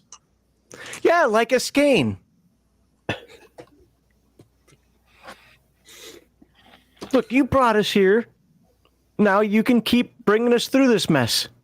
I cannot, unfortunately. Why? Because you got touched by some black goo? No, because I am possessed by a dark creature. Oh, you're just listening to DeVere too much. No, DeVere's right in this case, unfortunately. I'm a danger to you all. You must leave me behind, and you must continue on. That just seems silly to me. Silly or not, it is what me, your leader, and your wise man is telling you. Well, luckily for me, I can be quite annoying. So I'm going to sit down right next to you and treat you like I did my mom when I didn't get my way. You can do as you wish, but I'm telling you right now, it's not in your interest. I start singing some childhood song. Well, you could sing "The Goblin Stole My Hat," which is the most popular song in the West. So, There you go. So he starts up a rousing chorus of "The Goblin Stole My Hat," which you guys hear outside. Is now you can hear it. How does the Thane singing? Is it any good? I don't have a skill in it, so unless you're gonna go directly on my mental affinity. Sure, we'll use your MA. Okay. On this, oh yes, I made it by 7. He's doing a pretty good job, and he's singing "The Goblin Stole My Hat," which everybody knows the lyrics to. Esmeralda starts crying quietly. I'm going to walk over. I'm going to sit down by where she's at. My sword, the shadows do not like my sword. She looks at you, teary-eyed but wide-eyed. They don't. It attacked. I went to parry, and it recoiled from it. I think I have to self-destruct. Do not leave. I will not. And do not let anyone attack him. Navari, what are you doing in all this? I've heard a Thane's a wonderful song, and I've come to see what all the commotion is about. You want to join in, you know it. You see a Thane sitting beside Lorland, who I don't know what Lorland looks like, but a Thane sitting there singing happily away. And if only Philip was here. And I've not seen these ruins or this thing before, so I'd sort of peer my head in, sort of cautiously. Go, Thane, is that you singing? Yeah, come on in. Do Who else not is in there come with in. you? Take a Thane with you and leave. Laurelin, is that you? Yes. What are you doing it in is there? me. Leave me here. I am He's- possessed by a damn demon. He's pouting because DeVere has been giving him crap. I could probably hear this from outside. Oh. I would shout over my shoulder. What did I tell you several days ago and several days before that? Magic is evil. Now he's just proven it. What has he done that's evil? He's used sorcery. Yeah, he made a light bulb. He's done more than that. What's a light bulb? I meant to say ball, but I said bulb. He's done more than that. He's admitted to being a wizard. That's a crime. Paramount, do you think you could get enough dry sticks? There's only one way to deal with witchcraft. So Perrin looks conflicted for the first time ever. He's very wet, Chevalier. The wood is wet. Okay. I go look, and he gets up and starts heading into the woods by himself at night to find dry sticks so you can burn a witch. Navari, can you talk some sense into him? I know he's not going to listen to me. I'm just going to sit here and be annoying to him until he walks out. All right, so I'm not going to sit with them, but I'll just sort of approach them with caution and say, Laurelin, what is everyone talking about? And the goblin stole my hat. Can you imagine that? What are these dark forces that Devere and you are mentioning? What has happened in here?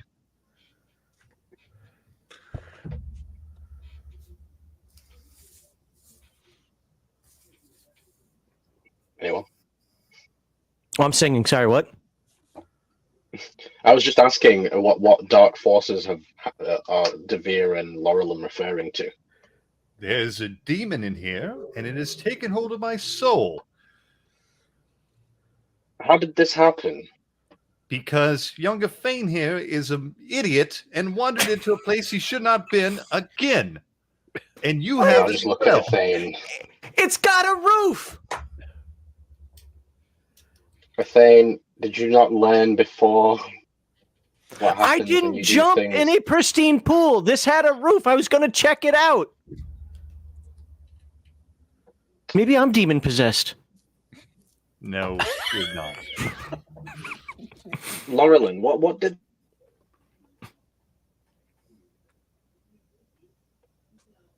He froze up. Yeah, he did freeze up. He's demon possessed. He's possessed.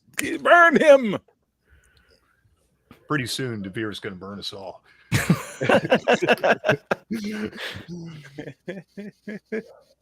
Malus malefactum. So, meanwhile, outside, she's like, it fears your soul. There we go. My connection's back. It does. She just gets up and starts walking away, looking like she's in thought. I'm going to use my lore of demons to see if I know any way I can, what specifically this demon is, and if there's any way that I could get rid of this possession. Okay. Possible? Find out. While Okay. he's deep in thought and probably not listening at all, I'm still meandering, but I was like, look, if you're demon possessed, we have to help you then. That's actually what I'm meditating about. I'm trying to recall all this knowledge stored up in my head, and I did pass.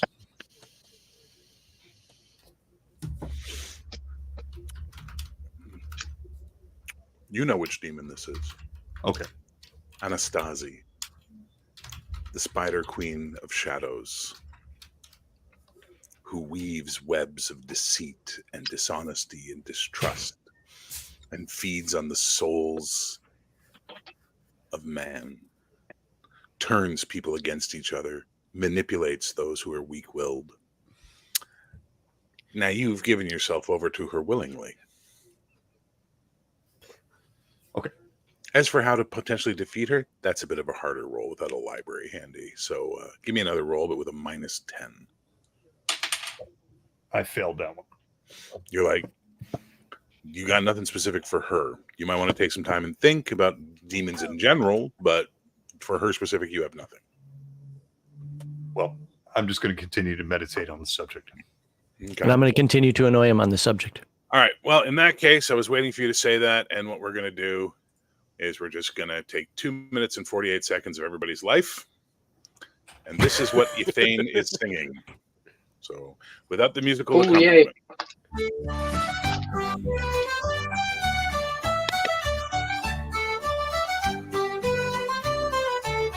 In a village there's a handyman who fixes all the things he can. Why's the barn still leak like that? He'll shrug and say, the goblin stole my hat.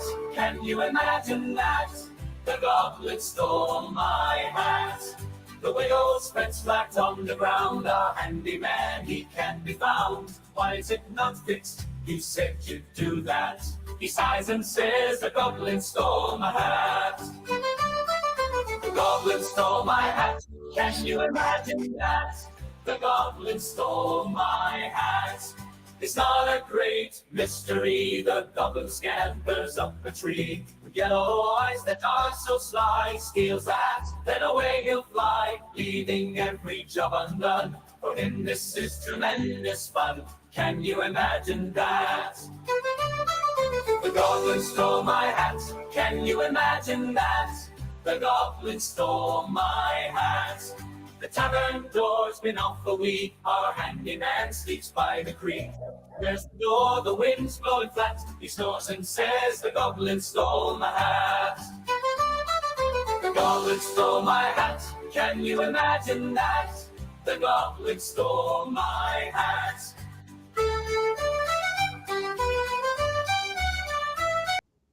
My childhood was very sheltered, apparently. Iman's left. He's back.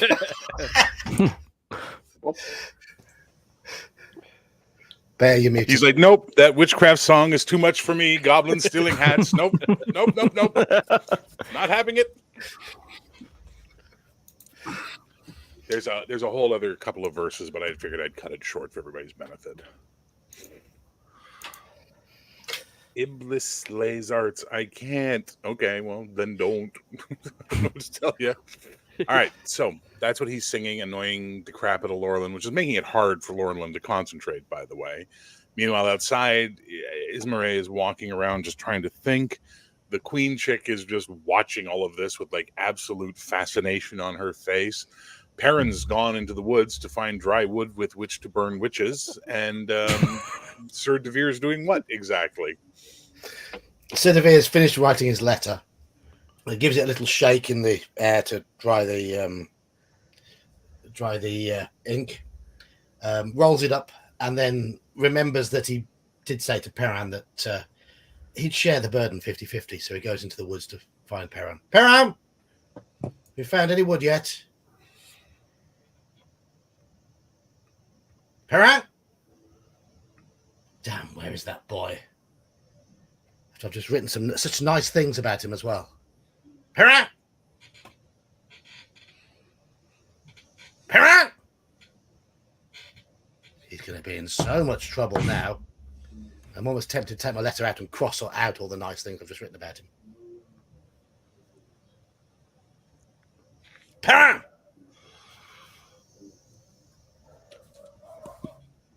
So now you guys can hear Devere wandering around yelling Perrin at the top of his lungs. Oh, shit.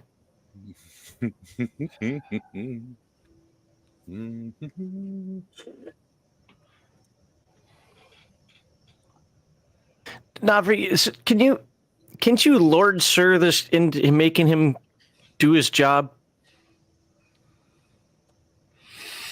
I mean, you're talking about Laurelin, right? Laurelin's the leader of the party. Like, I can't make him do anything, really. I mean, I could only advise him. Oh, he's like a Duke King or something?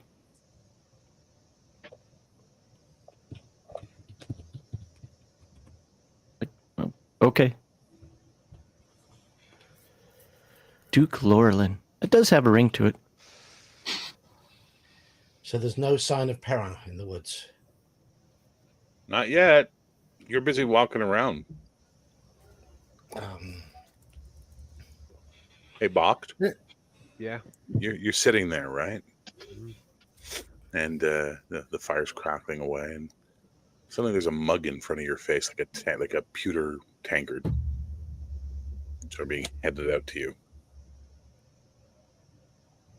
What's handing it to me? You look, and that dwarf that you saw in the weapons shop back at the fair is holding out a mug. I'm taking the mug. Like, what the hell?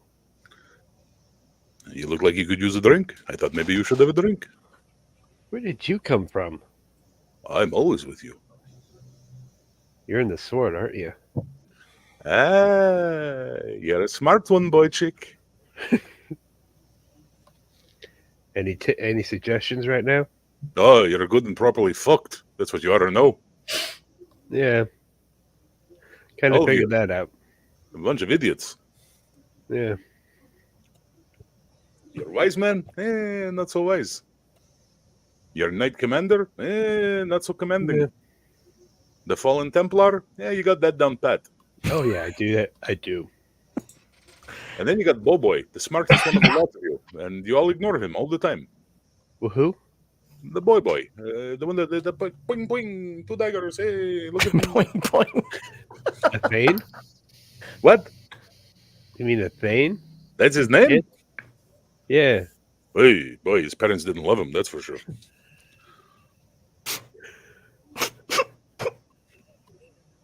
And then this one, he points over at the queen. Why you let her bring you here, I will never understand. That was the stupidest thing you did. This woman was going to kill you all, sacrifice you all, and then you bring her with you and say, oh, lead us the way now, lady we trust in. I don't get you all. But, yeah. And then he reaches up and he just kind of does that to your forehead.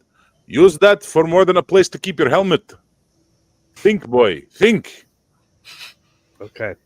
Okay. I'm going back to sleep now. Let me know how it works out. All right. And then he's gone.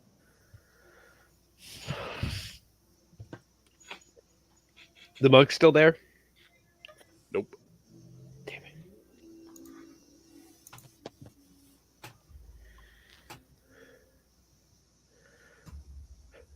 Perrin! Perrin, you little bastard, where are you? You hear this noise just behind your ear, and it's this. Shh. Announcing us to everything for miles. You can smell your box beast friend's fur right behind you. What have you done with Perrin? Idiot. I'll find him. Go back to the fire where you belong.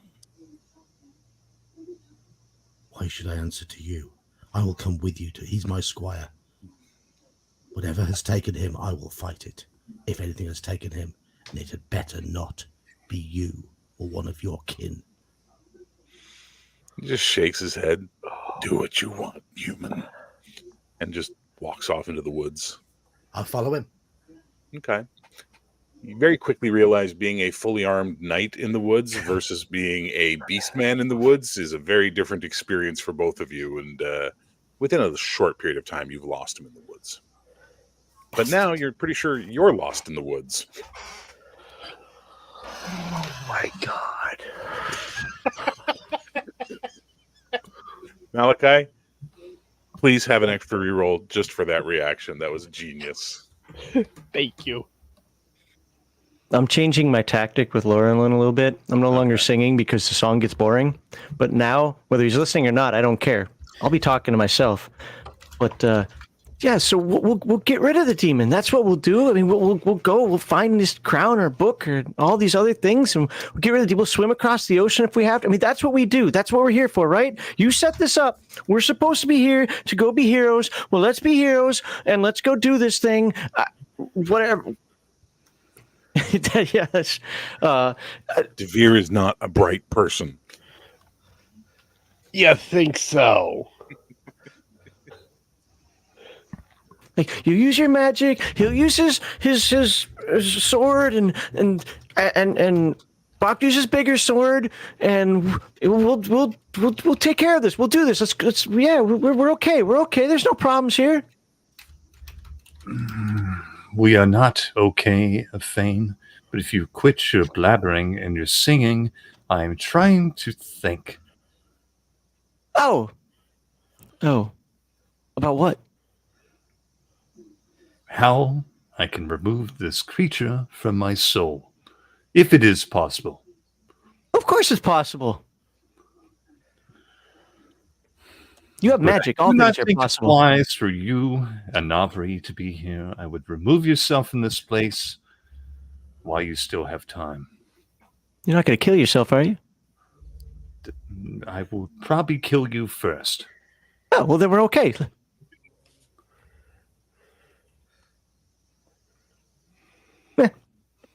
I'll keep annoying him for a couple more minutes, and I'm going to get bored and leave. Tired anyway. It's still the same day since I've been kissed by a demon, walking into a city or a village of women, running through halls of people that wanted to get him laid. Yeah, you know what? I think I'm finally getting tired. Well, it's been a few days overall, but that's okay. Well, no, that was the night. Well, unless it took us days to travel here. That was the nighttime where we were trying to rest when the whole thing happened last session. Oh, yeah, that's a good point. Yeah, since then, yeah. But since this whole adventure started, it's Yeah. been about a week. Yes, the Columbo method, exactly. One more thing before I go, demon. You said. Oh, I gotta watch some of that. Anyway, I'm going back to the fire then.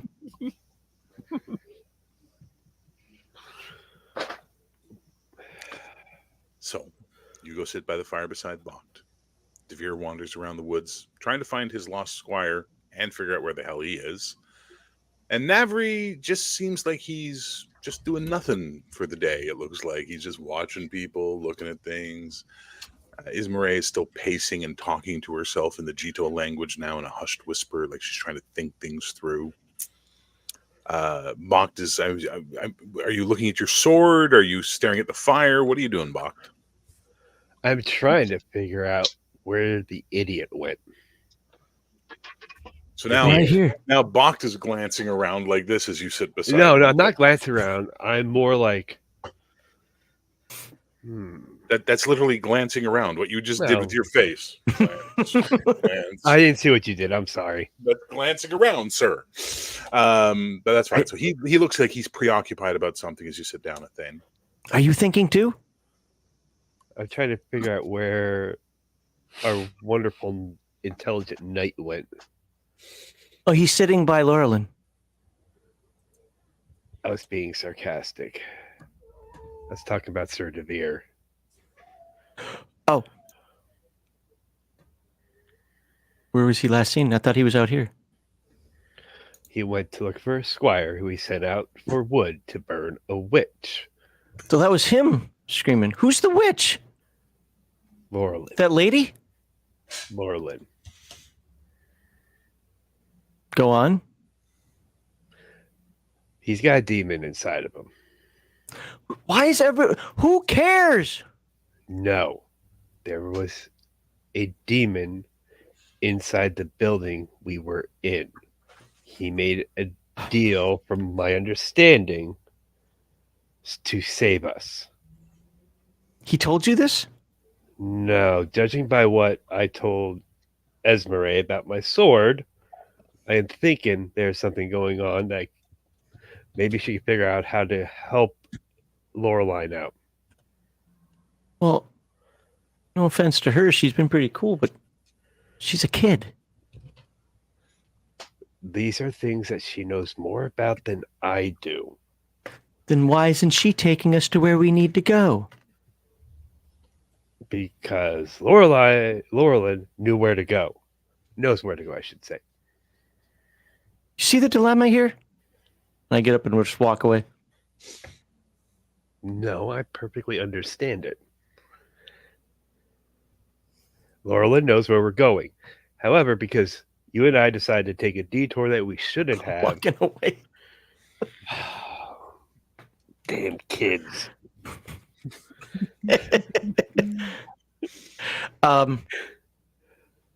Where did I hear him screaming Perrin from? I know it's a general direction. I'm not looking for The foot. woods. All around our The campment. surrounding woods. You Okay. literally heard him wandering around in the woods yelling it.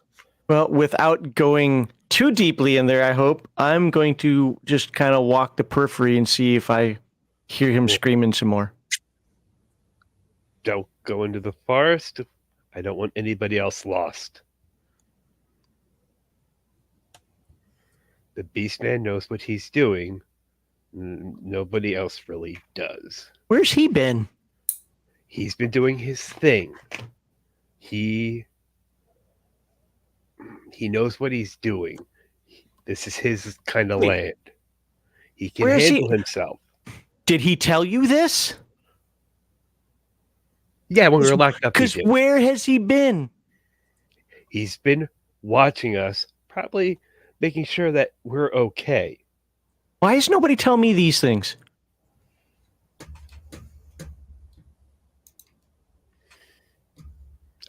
Well, honestly, I'm just guessing because he's been cool with me so far.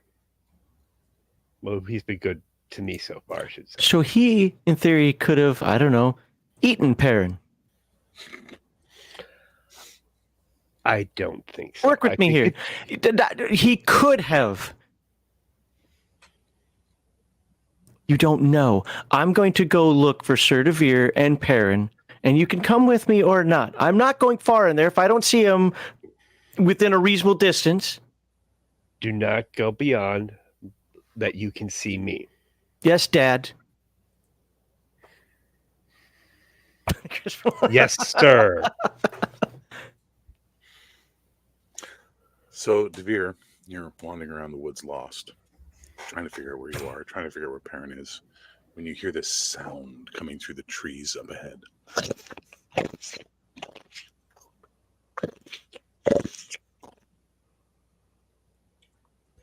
I draw my sword Okay. and try to sort of get into a position where there is some moonlight in front of me. Because you said it was a bright night. Yeah, but you're in the forest. There's a canopy.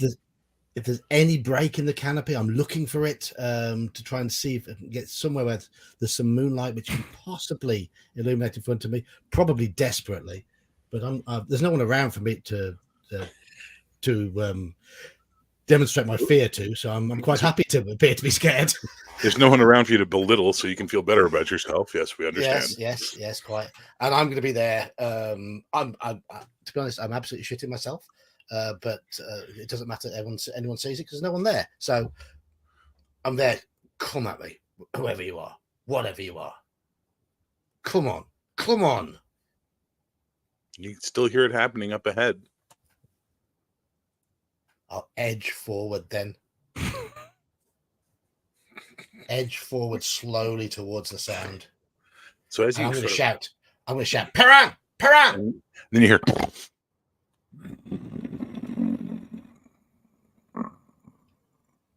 Perrin!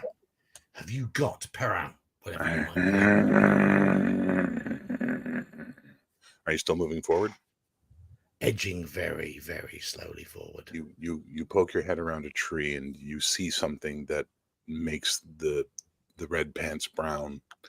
Give me a horror save versus a factor of 14. No. There is a I'm glad no one's creature. watching. There is a creature. It has milky, mottled white skin, large taloned hands, tufts of fur at its wrists, at its neck, at its ankles, bump-like spine leading down to a short, stubby tail, and a face that has the yellowest, reddish colored eyes, like just this weird color of yellowy red, and a mouth that is just a mass of tendrils, and they are dripping with blood and guts as it's been feeding on something. And all you can see up from under the ground where it's been feeding is an arm, just an arm. And then it's hard to make out, but you think that looks like a human arm. This thing is probably at the shoulders 6 feet. It's a big thing. and it's looking straight at you now. And you just failed your horror factor save, which means you stand there staring at it. Yeah. As it's charging towards you and attempting to attack you. And I believe, and someone can correct me on this, when you fail a horror factor check, can you do shit? You checking Cody too? Yeah, look at them. I love it. They're all looking it up. Yay! That's No, because I can't remember. I can't remember if you can defend or not. But Yeah, that's what I want to know if you can. Yeah, I can't remember. I know. did I know you last can't session. attack. You can't attack. That's for Yeah. sure. I want to know if you can defend. Yeah. Before I drop this lovely D20. Lose first attack and initiative for that round, says Law Dog. Okay. Is that from the rules, or are you just making it up, Law Dog? He Go your knows way. his stuff. He knows his Does stuff. he know? That's probably Okay, right. That's what it is. So you lose first attack and initiative for the round. So you can defend. I suspect you can, in fact, shit. He already has. Don't do anything. No, he cannot defend. Read the roll. Yep. A failed roll means the character is so overwhelmed that he or she is temporarily stunned. In game terms, this means the character loses initiative, loses one attack melee action, and cannot defend himself against the creature's first attack for that melee round. Well, its first attack is a grand total of 24. Yeah, that'll do it. Yeah. As it charges up and basically just like it launches itself at you, knocking you to the ground, and then shoves its face into your chest and basically punches into your armor. Oh boy.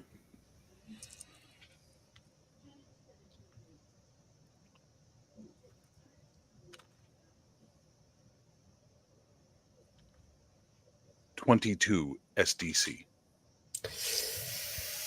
Oh wait, that went past your armor because it beat your AR. Yeah, So what? It's off your personal SDC. How much do you have? 49. Okay, well, you just lost 22 of it as it tackles you to the ground and literally just rips the breastplate straight off of you, like snapping the leather ties that strap it on. It just rips those off and is now trying to eat through the padded undershirt. That's its first attack. You've lost initiative and you've lost your first attack. It will get its second attack, but you can try and defend to this. Okay? It draws its head back, and on an 18 goes, and it opens, and you see all of these tendrils open now, and there is a circular mouth of teeth, like almost like a lamprey or an eel type of thing. And then it drops its head down to try and attack you again. You can try and defend against an 18. What will you do? I'm going to try and parry, and that is a failure.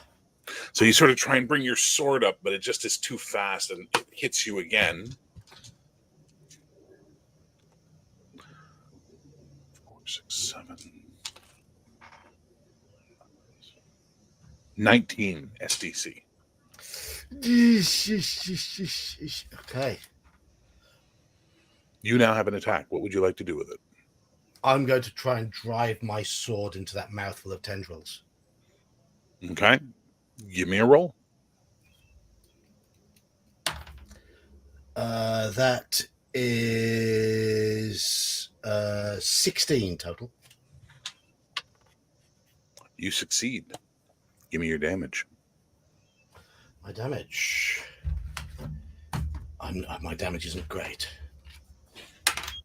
8 points. 8 points. So you manage to get the sword up, you sort of drive it in. It clips off one of the teeth and just rips through the side instead, causing this black Icarus blood to spew out, pouring down on you. It makes this howl noise. Everyone can hear this noise. It echoes across the valley. It is a massive, painful howl in the woods. Before we continue with Devere, what are you guys all doing when you hear this? Well, not going that way. That sounds dangerous. That could be Devere. But he's not He there. doesn't I'll tell you scream what, look like in the that. direction. Yeah, fair. You two aren't next to each other. Stop it. One's at a fire, the other's in the woods. Yeah. Or at the edge. Oh, of the yeah. woods. I'm going to head toward the sound cautiously. Okay, well, we'll let you know what happens when you get there cautiously. What's Navari doing? Yeah, I'm still with Laurelin at the moment, but I'll turn when I hear the sound and I'll draw my sword and I'll start walking towards it. Okay, so you can take a leisurely stroll as well. Ethane, what are you doing? Well, am I heading in the direction of that scream sound, kind of ish? We'll say yes. We'll say no. So And, you're turning around and backing the fuck Not off. running, but I'm definitely heading back. The fire sounds a lot safer at this point. Okay. Sorry, Devere. We're gonna have a couple more rounds of this shit before anybody shows up. So let's get down to it, son. Let's roll our initiative for the next round. Okay.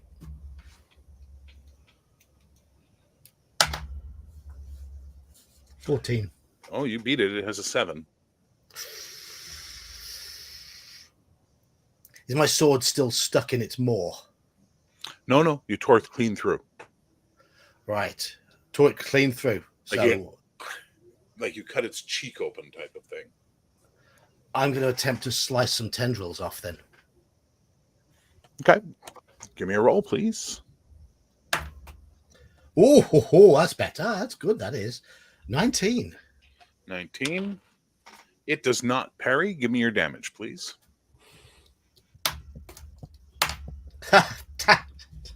My 2d6 has just netted me 3 points of damage. So you managed to like clip a tendril off, and it just looks pissed.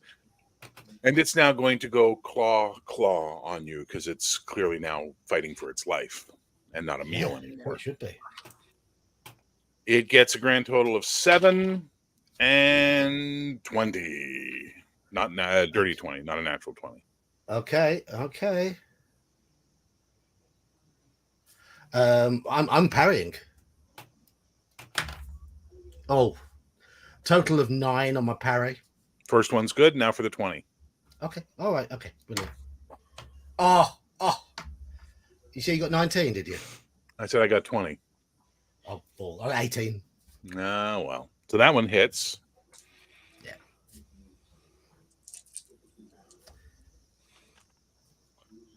Oh, 15 points SDC past your armor. That goes into my hit points then. So you, as it cuts you open, opening up your chest like you have a rend right across your chest now. Yeah.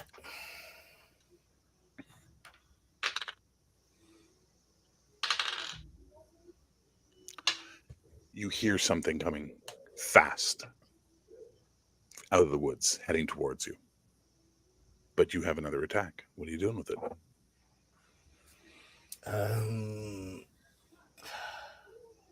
So it's laid into my chest. So I'm gonna.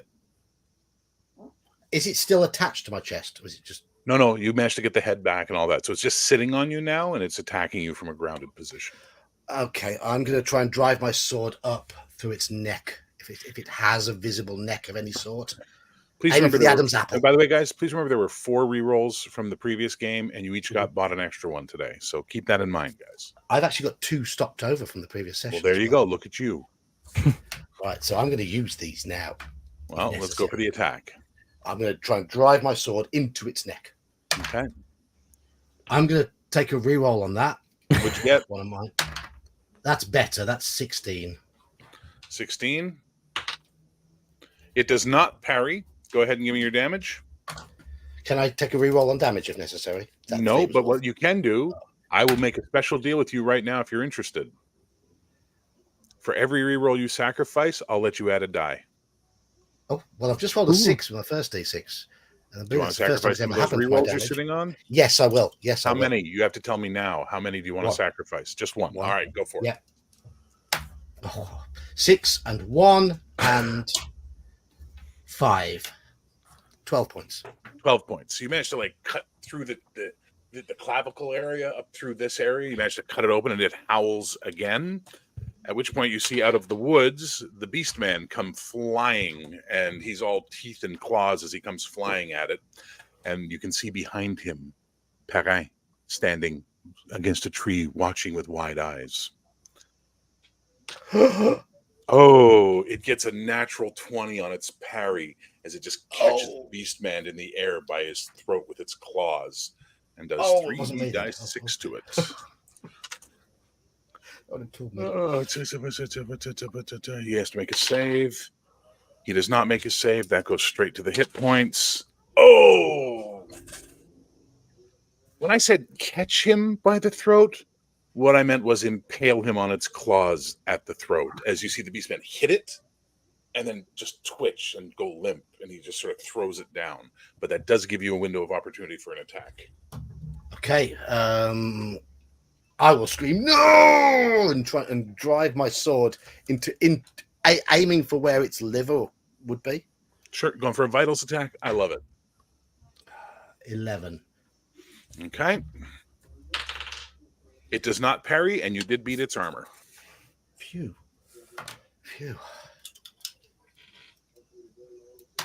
6 and 3, 9 points. I love you, Grizzly Beardo.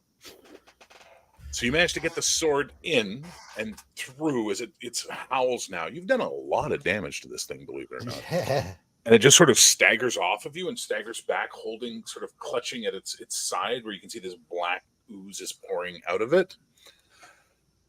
Perrin, get back to the camp. Get back to the camp. It's an order. Okay.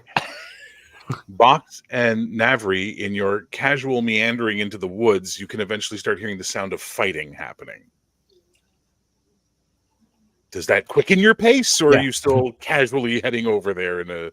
I don't know what you guys we'll look at each other and go, yeah, we need to hurry up. Listen, I will never teleport your character somewhere. I will never tell you what you're doing, but I will take what you say as gospel for your characters. So, you hear the sounds of battle. What do you do? I'm going to start running. Okay, Navarre? Yeah. I'll also do the same. Okay, you guys burst out of the clearing. You see Devere up on one knee with his sword sort of in the dirt trying to stand up. He's bleeding profusely from his chest. And there's this great hulking creature, and it's sort of sitting on its haunches, and it's just going and breathing heavily as it's bleeding profusely from its wounds. And it looks like both of them are just going to die from bleeding out at this point in time. What do you do? Oh, and you also see the dead beastman. I'm going to get between Devere and the beast.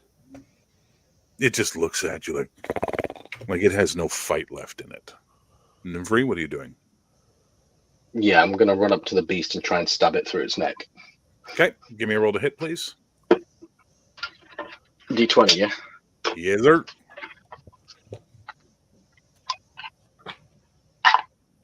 That is a 12. Well, it has severe penalties to defend because it's mortally wounded. And it does not defend. Give me your damage, please. What is that? 2d6? I don't know. It's your character sheet, boss. Yes, you're no longer a newbie. Now you must learn to play. Ha ha ha.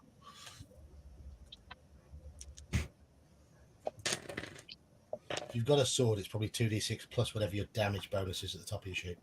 That would be exactly what he has. Yep.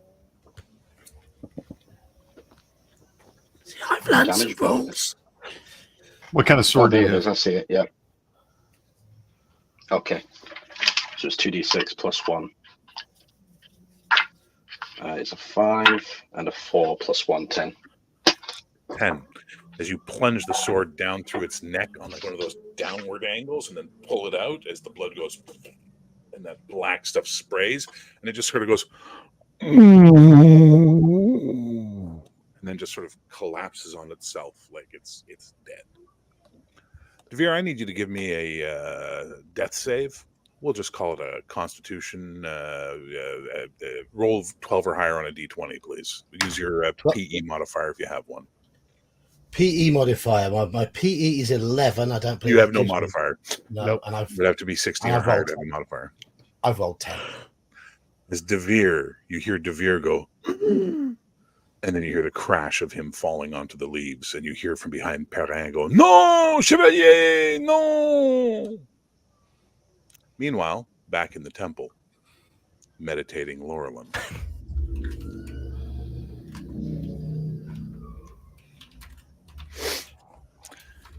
Excuse me,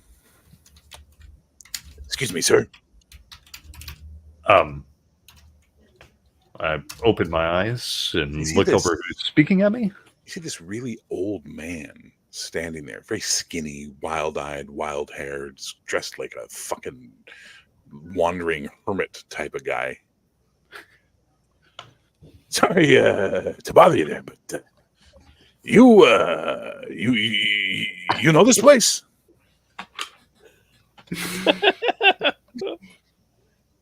I am not so familiar with it. This is the first time I've been here. I don't think it's safe for you to be here. I understand. I don't mean to bother you, but I'm a little lost. Well, you appear to be lost in the wrong place. You see, I am possessed by a demon, and there is a demon that possesses this place, so I suggest you get out of here. Oh, yeah, the spider bitch. Yeah, met her. Been here a long time. Wandered in, thought I could take my people. We were gonna do the Pendrick cycle. That didn't work out. They're all dead, and I've been here for years, hiding. How many years? The last big cycle must have been quite some time ago.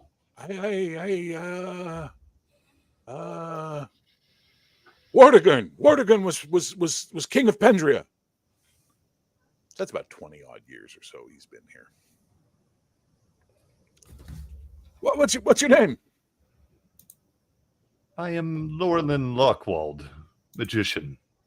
Oh, I am I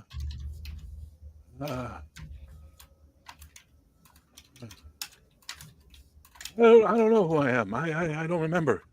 That's understandable if you've been here as long as you say. Why are you here? The door out is that way. Oh, no, don't trust it. Everything outside's a trick. A trick, you say? How so? Yeah. This is her place. This is her lair. She controls it all. Nothing's real. Well, my companions went out that way. I'm pretty sure you could as well. I'm not playing her games. No. I've been playing them too long. No. And he sort of reaches over and he pokes you. All right, you look real. I am very real. Am I? I presume so. I'm going to lift the veil on this guy. Okay.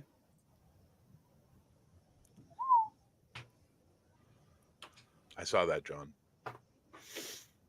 DeVere's in bad shape right now. So you lift the veil and it's like getting punched right in your frontal lobe. This area is pouring with that energy, but it's all black and blue. But him sitting there, there's this. Whenever you've lifted the veil to see the other side around you, you have never seen color. It's always been grays and blacks. But there is a gentle green light inside him.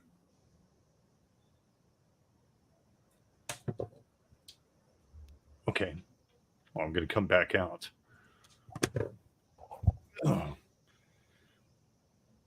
You okay?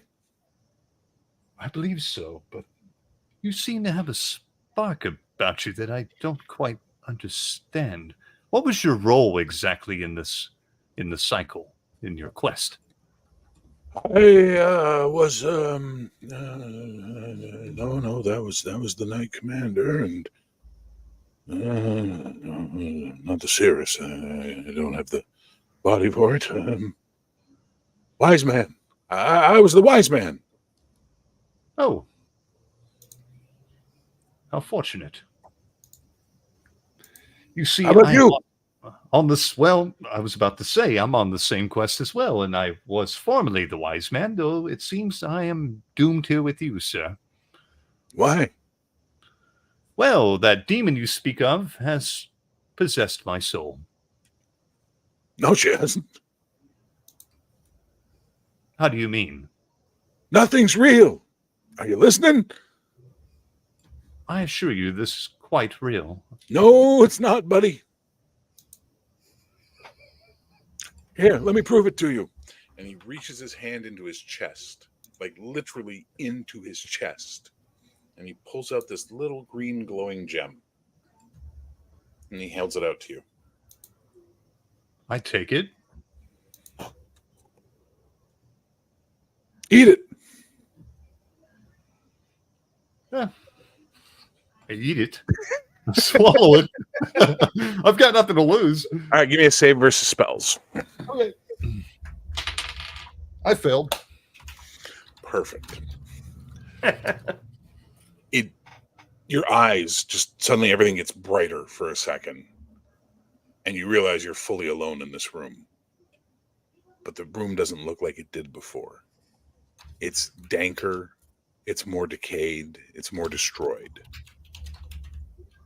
The shadows are moving, but they're very weak, and they're just sort of tenderly in the corners, like almost like smoke. You can smell something you couldn't smell before, which is the rotting timber that was used as the framework for this place. You feel for the first time like you're actually seeing this place with your own eyes.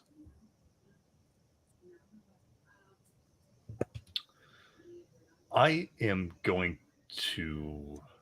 How many times can I lift the veil? No, you don't abuse it. Okay. It's dangerous. All right. Well, your master taught you every time you look out, something looks in. I'm going to look outside. Is it any different than what it was when I was out there? Every one of your party members are lying on the ground asleep. Philip, Devere, Bakht, the Beastman, Navri, Ismere, Perrin, but not that queen. She's sitting on a rock looking at you. I'm going to walk outside commandingly and approach her face to face. Is this your doing? No. And she hands you back your cloak. We're waiting. She just goes, we're waiting in Ambria.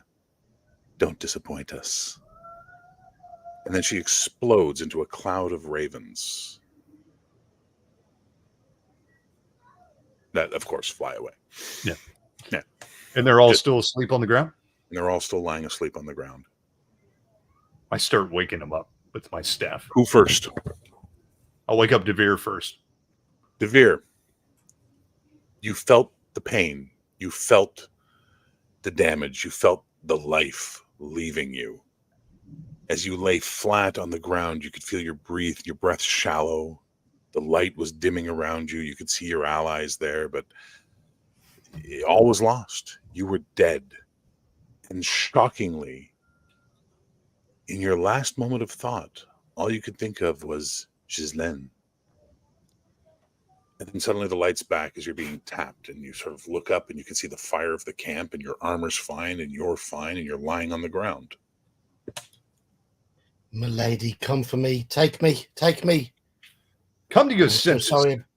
I'm so sorry about Perrin. It's my fault. What? What? It's your doing. No, it's you're not doing all of this. No, it was not my doing, but I saved you from a certain fate, that's for sure. Now come to your senses, you dumb wit, and wake up the rest of them. I start waking up the rest of them. Without giving him any more attention, I start tapping the rest of them. Who's next? Tell me who's next. I wake up with Thane next. Okay, Thane, you're getting knocked awake. Last thing you remembered, you were walking as fast as possible away from the woods. And suddenly you were going towards the fire, and now suddenly you're on the ground waking up like you're waking up from a dream. And you see Laurelin hitting you with his stick going, wake up, wake up. Hey, you're going with us again. Yes, I am. Now help me wake up the rest of them. I wake up Esmeralda next.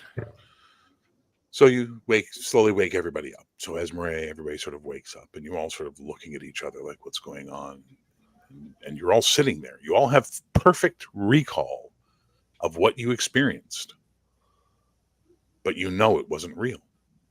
It feels, like when you wake up, you have one of those dreams where you're like, it takes you a while to go like, that felt real, almost like a lucid level dream. That's where you feel. Now that you're awake and thinking about it, Laurelyn, it's now starting to run through your head, that earlier information. This Spider Queen of Shadows, she doesn't exist in reality. The dream world is her place. That's the web she connects between people, is the web of dreams and shadow. And they're always darkness. It's always nightmares. It's always despair. And then if they submit to that despair, if they die, she eats their soul. Philip's blinking and then just goes, I need to take a shit. Gets up and walks off into the woods.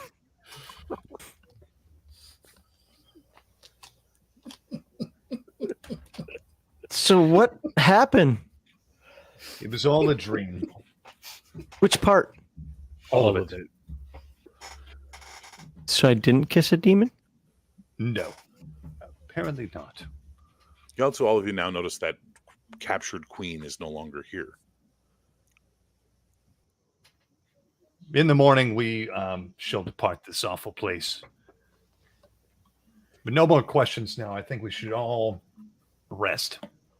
We deserve it. And hopefully you've learned your lesson of Fane. For the second damn time. And I just curl myself in my cloak and go to sleep. As you curl the cloak, you can smell her perfume on your cloak. You can smell her body. Hmm. And it's intoxicating. So intoxicating that it's magic. Please give me a save versus spell. Okay. I pass. Okay, so you're like, sneaky bitch. This is an enchantment. She put an enchantment on my cloak. Like, that's what she did. And it smells like a love spell to you. I throw the cloak and just it's like I throw it, and then just like All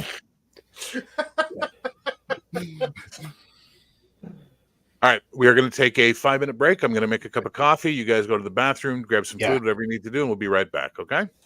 I'm going to stare at my. Play the goblin stole my hat for you while we're gone. Everyone? No. Oh, Gar. My cat is sitting right here waiting for treats so badly she's falling asleep and almost falling over. Oh, I gave her enough. spoiled kitty. And if you saw the black cat, that's actually the feral cat. One that almost never, I almost never get to pick him up, especially when I'm live streaming. But that was the feral cat. Little buddy, right? Little guy, yeah. Little guy, that's it. Yeah, he's actually the biggest cat in the house. I'll be right back. Yep. RPG Exile, if you're listening, I don't mind if it makes sense. I don't like it if it's an excuse to, oh, that didn't happen kind of thing. I don't know how it fits into this realm, so I'm not complaining right now. Because sometimes you come across illusions and sometimes you come across enchantments, and sometimes that stuff just. I mean, I've used, I wouldn't call it a trope, but I've actually used it as a story hook before myself. So it depends on how it's done. If you're doing it like the whole, Dallas TV show method, like, yeah, last season didn't exist, it was all a dream, then I agree with you. But if we got ourselves wrapped up, if we find out that because I ran into that thing, I activated something, or if it even started before then, started back when Cody or Cat. When Laurelyn was, in that city or whatever, then that'd be okay. I knew you'd get it. No, you are not getting any treats. You got enough. Go away. We're done. You can wait until it's actually time to eat.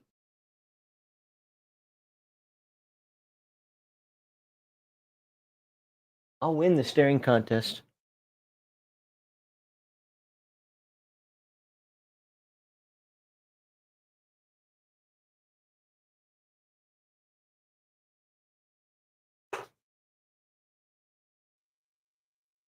It's hilarious how they can't talk and they still give you attitude.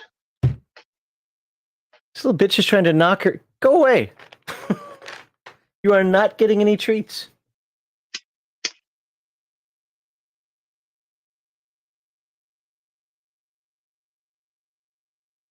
Yeah, go play with the little guy.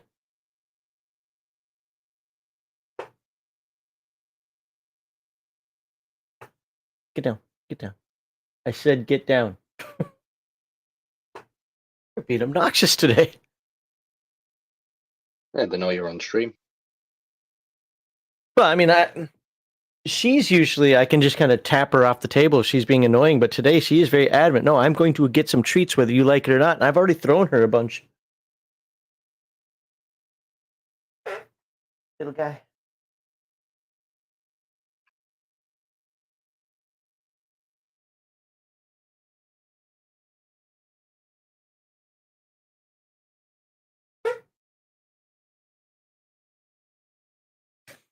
Apparently a Thane can't go anywhere. Yeah, well, you know what? That's true, Sergeant Dan. That's true. He's young and full of curiosity. You can blame him. Well, shit. Just wanted to go see if I could get a better vantage point. That's all I wanted. Like, jeez. Wasn't trying to summon a demon or anything.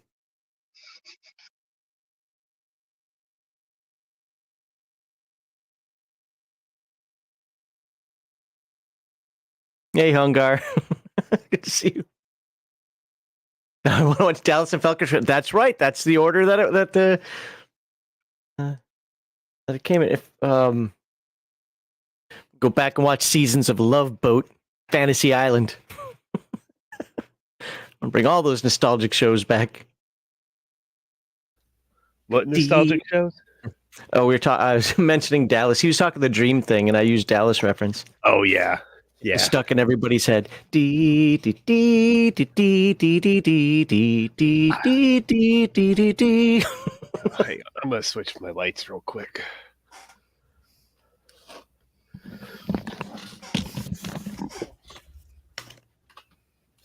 Well, first of all, Hungar shot JR. That's all we need to know. Second of all, wasn't a dream. It was an illusion. Well, no, that's what I was saying. I mean, I've used illusions and stuff like that before, but yeah. The love boat. Some people don't like it, and that's fine. They're more than entitled to that opinion. I'm not going to fault them or argue with them. It's the way they feel.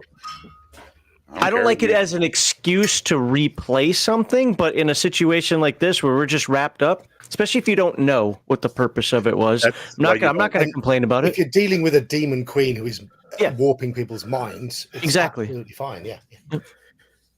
It's okay. But if you're just like doodle doodle, that didn't happen. You know, that's where I don't like it. So that Okay, would have been bad Wayne. DMing to go, well, since Hungar's not here, let's take it back to before you guys went into the village and take it from there and see what we do. That would have been shit.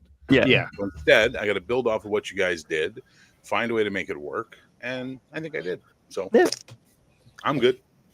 And also, at the end of the day, are you 5 people having a good time? Not anymore. I'm getting yelled at by everybody. Well, yeah.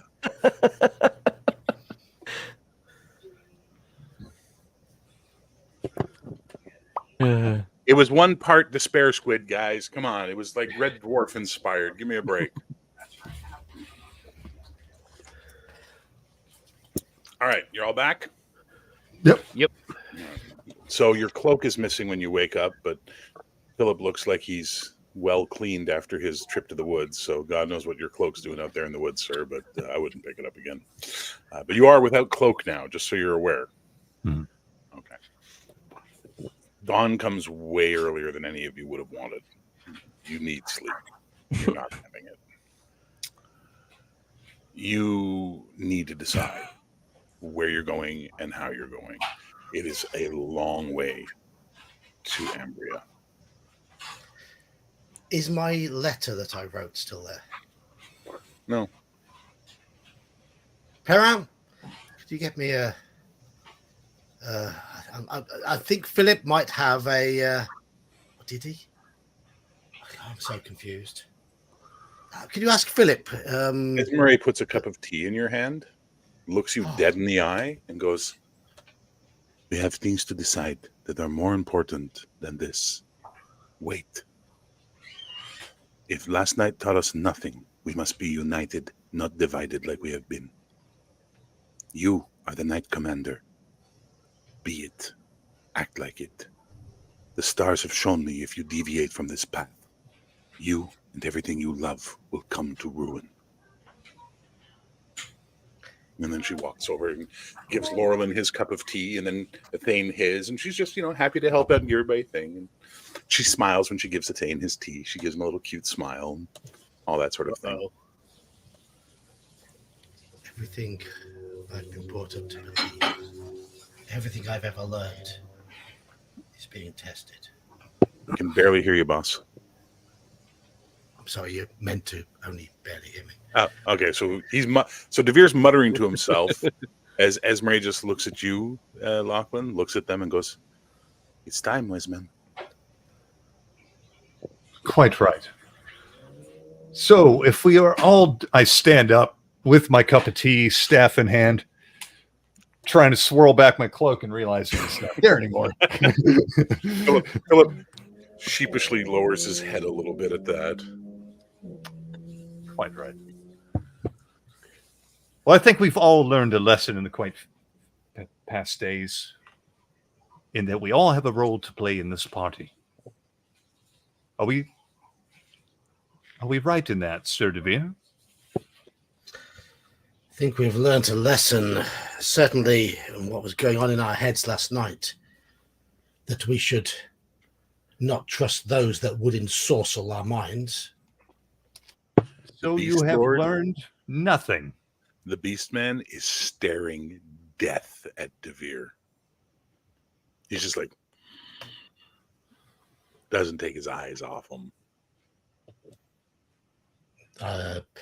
Devere stands up and just walks away to the edge of the woodland, bows his head, and starts praying with his Catholic cross in his hand. He's aware that he's of a different religion to everybody else.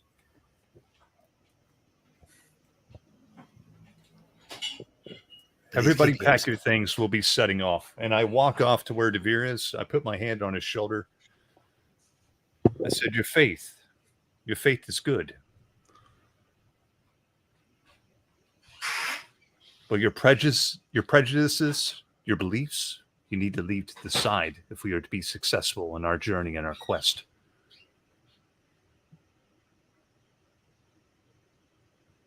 We all have a part to play, and so do you. A knight is more than just a physical body. Indeed. A knight follows a code. Indeed.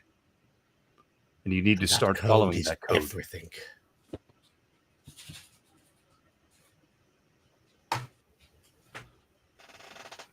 I agree with you, Sir Devere. A knight does have a code. But also a knight of a higher calling must follow a different code, should he not? That depends whether that different code has an origin which is demonic, which is dark, which comes from the devil himself. And I stare directly into your eyes.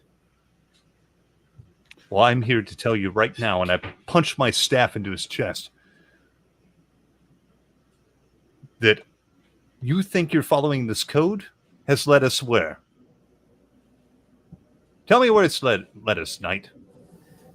And where has your magical mysticism led us? But to pain and suffering,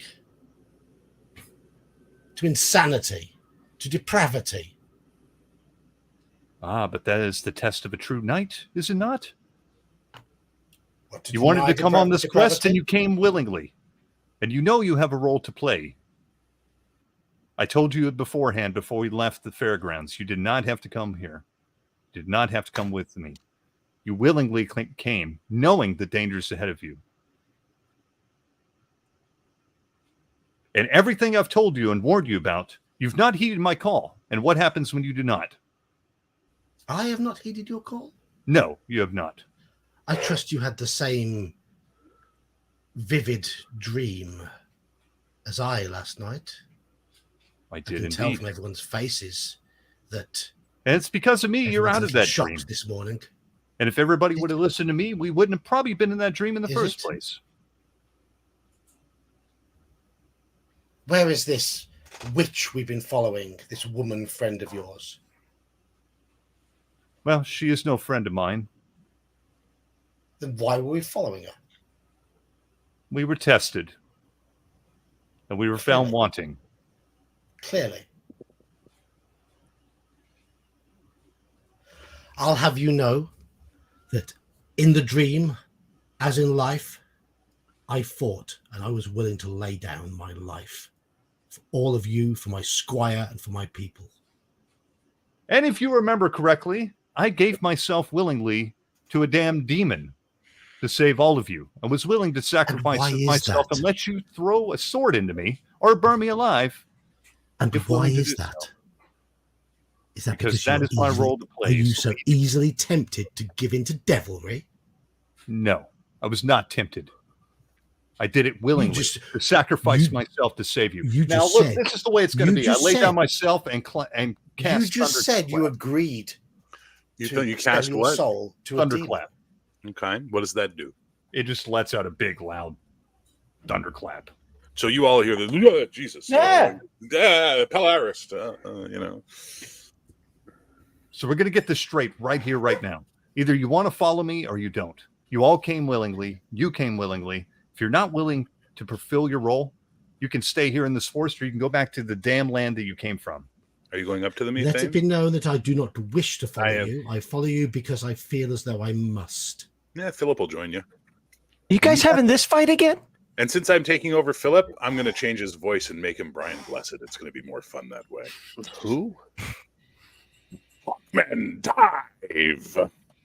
Brian Blessed. That's the picture we used as the source for the character. So we'll just do that. Okay. It So looks he like can Don't just think. Just shut up. So yeah, I run up there. We're like, oh, are we having this fight again? Spells, we're going to do this all day, you two. What's quite clear, Devere, is we have to set this quarrel beside us. We have a higher calling, both of us, and we have a role to play. Well, all of us. So either Not you, me. even Philip here has a role to play. Oh, look at me. I have a fool to play. if He there just was puts his one hand on thing- the thin head and pats it. You two realize he's smarter than both of you, right? That's You're what both I've been so told. far up your own asses, you can't see the sun. But he does every minute of every day. Yeah, but right now we are doing nothing to ensure our survival. Well, it's my understanding, and correct me if I'm wrong, we have Sir Devere, Lord of Knighthood, and Navri, also Sir Navri, Lord of Knighthood. Gerhardt, you're Lord of I'm not a lord. Knighthood. Lorlin, my understanding is that you're the one that put this together. No, you're mistaken. Oh, well then. I was not the Then one who to put did? this together. Then who Higher did? powers above all of us. They brought us together for specific. There is only tasks. one higher power than all of us. I And agree. at this point, I pull out my Catholic cross and say, the one true faith. I think there are a bunch of those. So Philip rummages around, pulls out a Catholic cross, pulls out an Orthodox cross, pulls out a Pedric Reformation lion. Lots of them. But they're all wrong. I know the truth.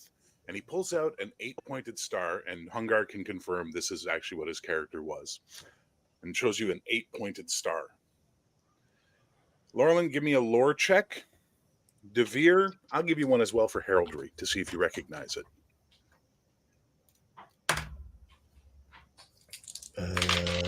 Ooh, I failed. 17. That is a pass. That is a good pass. That 8-pointed star is called the Star of the West. It was one of Wardagern's standards. Wardagern, who is responsible for the Pendric Reformation. Wardagern, who moved Albana away from Catholicism and claimed that there was a true faith that no one was following.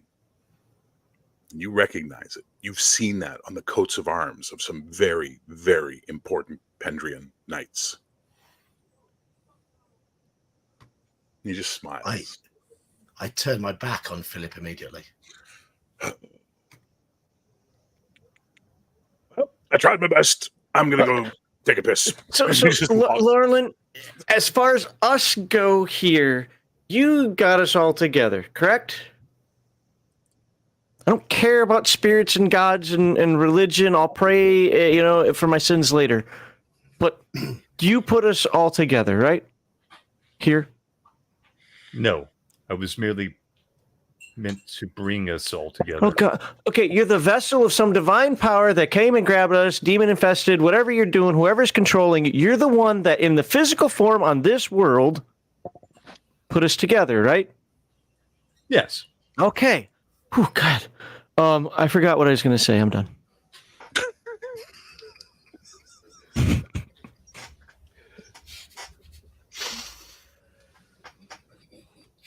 The truth lies in the West.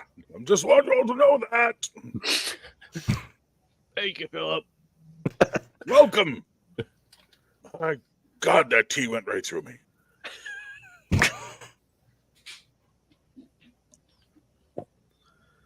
Well, for now, I stand by Laurelin simply because he seems to be the one that Esmeralda talks to, the one that Mama gave the information to, the one that has been so far pointing us in whatever direction we're going. No disrespect to Sir DeVere or Sir Navri, but just right now he's the light. I mean, he literally has a light.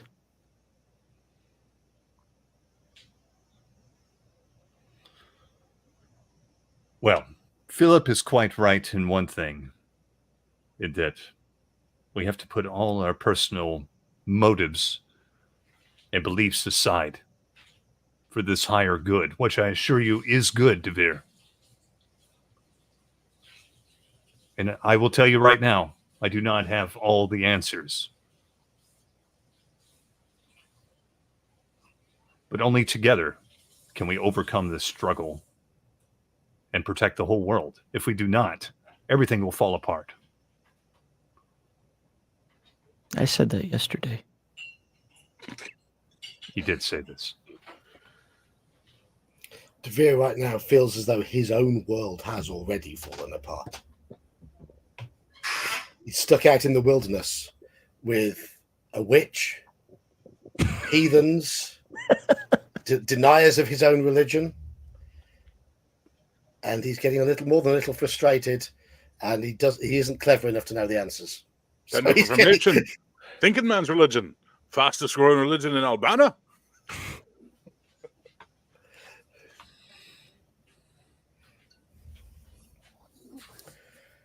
So, parent, Chevalier. pack up the things. I think we will be departing very soon. Wait, you're leaving us? No. I assumed we were all going. on We this are all journey. going. Oh, okay. So if everybody's done with their tea and breakfast and arguing, we shall continue on our way. I think I could argue a bit more. Well, we can argue on the road then, Philip. Come. Excellent. I That love it. sounds I'll good. tell you all about the United Reformation. No, not the United Faith, the Western Star, and how all of our faith is wrong but right. It's amazingly complex. And I draw my sword and hold it to Philip and say, "Shut up." He just puts his finger on it and sort of pushes it up and down like he's like bubbly, bubbly, bubbly with it. And he's like, "It's a very nice blade. Will he kill me?" It is. It is. And I Is that what slide my is sword that what down. your church teaches you? To kill people who disagree with you? We've been known to burn the occasional heretic, yes. Ah, so you have a lot in common with Mr. Bach's faith, where they stick them to pieces of wood when they disagree with them. Fascinating. Not so far apart, you two, eh? Very far apart. When What you, is correct, when what is you not. kill a man for speaking, you don't prove him wrong. That's And gone he just way reaches above over, he the reaches beer's head. down the length of your blade and just goes, "Got it, Sir Rusty," and then just walks away whistling. The goblin. That's stole all my gone hat. well above DeVere's head. He just looks Yeah, at yeah, me. oh, for sure. He's like, he just walks away whistling. The goblin stole my hat. He's more right than you can even know. Hope you can't know it. Esmery just pats your hand. It's like she's saying, "Just be pretty. You're pretty." Yes, she wants you to be pretty, Thane. Got you there. Wait a minute. Not really. So eventually, you pack up your camp. I'm assuming, Yeah. Yes. and start heading on the road. Yes. How do you intend to get them deeper without, you know? Oh, by the way, Lorland, as you're packing up your stuff and you guys are walking out of the area, you sort of glance back to take one last look around and sort of like, okay, this was a weird night. You see something just at the base of one of the walls, and there's moss that's grown up over it and all that, but you can see a skull and a body, like a rotted, emaciated corpse, and it's kind of wearing robes that look a lot familiar to you, like a green man that came to talk to you last night. That's great. We're leaving.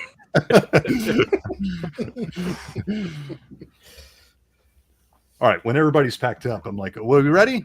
Let's get the hell out of Escape. Yes. Oh no, you're not getting out of Escape. You're getting deeper into Escape. Hey, but fool us. We're leaving Escape. Wink. With the hopes of getting out of here. Oh yeah, there's a whole lot more Escape you got to go through. How's Navri taking all this ecumenical debate that's happening? The arguing, what's going on in Navri's head? We don't really hear from Navri much, so I want to touch base with Navri for a minute as you guys are walking. Navri's listening to all of Sir Devere's senseless ramblings about the one true faith, knowing Navri's true faith is the real one. So, but Zahir doesn't is engage the with one him true faith, right? simply because he knows what Sir Devere is like and always has to say something about everything, so he's just not engaging with it. Okay. How does he feel about the wizard?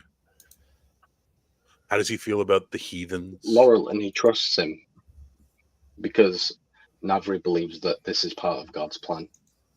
Oh, me gusta. Okay. Navri wouldn't have disobeyed his father because anything other than, something greater than his father, which would be God. Okay. Good to know.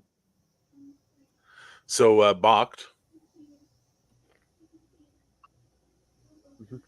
you see your beast buddy walk up to Devere as you guys are walking along, and it leans up close to him. You can't hear what it's saying, but boy, Devere, you can hear it, and you can smell its breath as it goes, "In dream, you say me eat boy. Me die try to save you. Think. I saw that. I understand. Think." I do apologize for that. We saw the same dream. I jumped to conclusions. I admit. And it pats you on the shoulder with its big meaty paw. Walks off into the woods, pleased with itself. I think he likes you. Maybe you'll make a friend of you. That'll be something, eh? Lauren, as he comes walking up to you, I want to talk to you when we have a chance. I like him now more than I like you. I'm done talking to you. I want to talk when we have a chance. When we take camp. You're going to talk at me then, are you? Sir Rusty, please, adults are talking. Go back to your play in your head. Now, we need to speak before we get to Ambria. Do you understand? Very well. Lauren, there are things you need to know. Oh, he's talking to me? Yeah.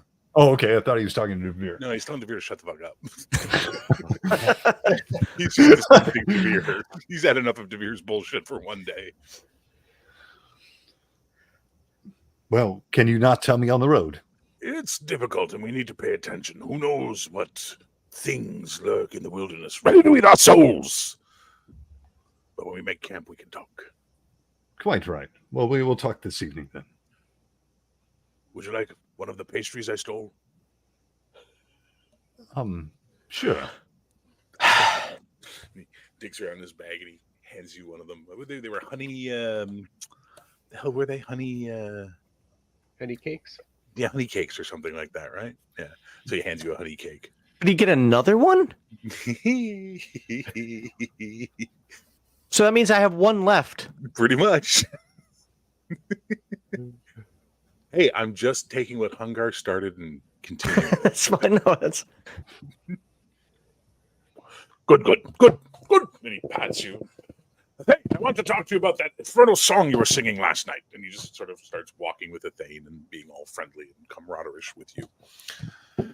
You spend most of the day going down the side of this eastern face of the valley, moving down, following paths, seeing where the water's flowing, all that kind of stuff. The weather is remarkably nice. Animals are, moving about. You can hear birds chirping. It seems like everything is right with nature right now. Eventually, it's going to be time to make camp. So by the time, the sun's starting to head south in the eastern sky, or head down in the eastern sky, you realize it's maybe time to find a place for camp. The Beastman returns and then brings you guys all to this little secluded sort of area with outcroppings of rock and stuff like that. Like you can protect this area. Good. And seems quite chuffed with himself that he found something that would be beneficial for everybody. And then, happily goes and sits on a rock and just looks at you all with this look like he's got a weird look on his face. You don't quite understand it, but he looks content. There you go. All your pastry belonged to me. Well, this is suitable. I think we will stay here for the night.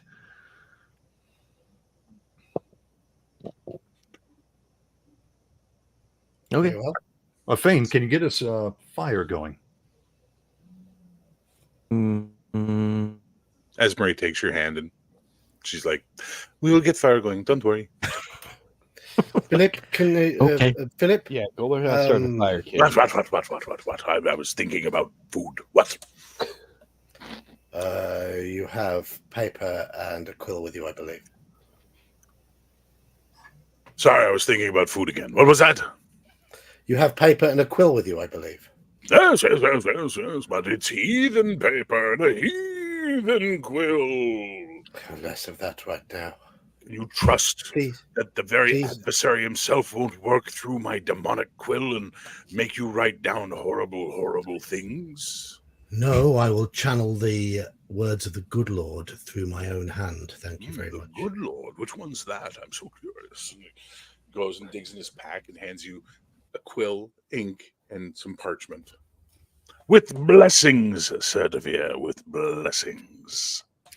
It takes DeVere a lot shorter time to write this letter, seeing he's already written it once in his dreams. But he would like to write that letter again. I would like him to make a mental endurance save. Equal to or lower than my mental endurance? Yes, sir. Well, I've just rolled a 1. Well, that's really good. As you're writing the letter, you feel a tremendous amount of emotion welling up in you. You feel loss. You feel confusion. You think of Ghislaine and your heart beats and feels more alive. You look at Perrin, you see the trust that she has put in you. And though none of them will see it because you rolled that 1, there's a lump in your throat as you write this letter. And May I read out the letter for the stream? Or Absolutely. Firstly, I must congratulate you on your selection of squire.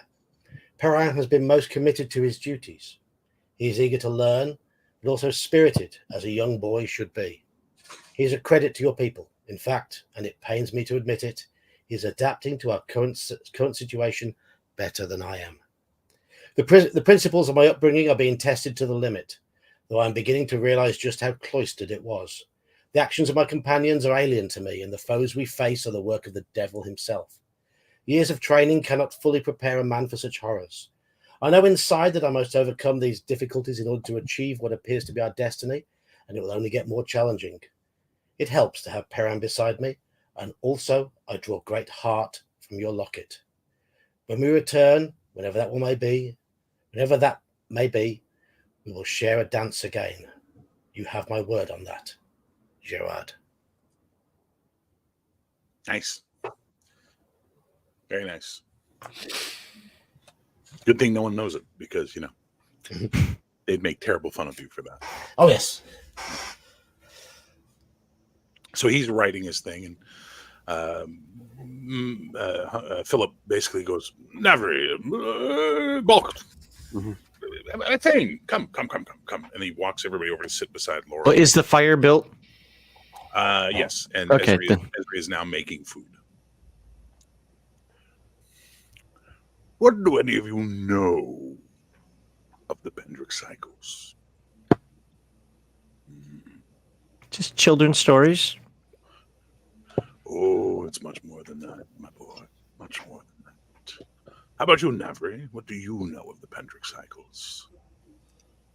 My mother regaled me with tales of this when I was a child, when my father wasn't around, because he would never approve of such things.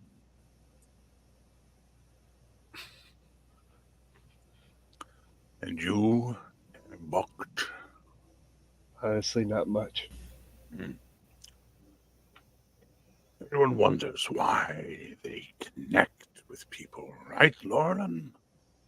Why does everyone on this bloody island believe in them so much? Why have they reached the very shores of Agos, the continent, becoming plays and songs and sonnets? And a few plays I saw that were neither plays, sonnets, nor songs, but were quite entertaining nonetheless. Bosoms. Anyway, bosoms are nice, but that's not here or there.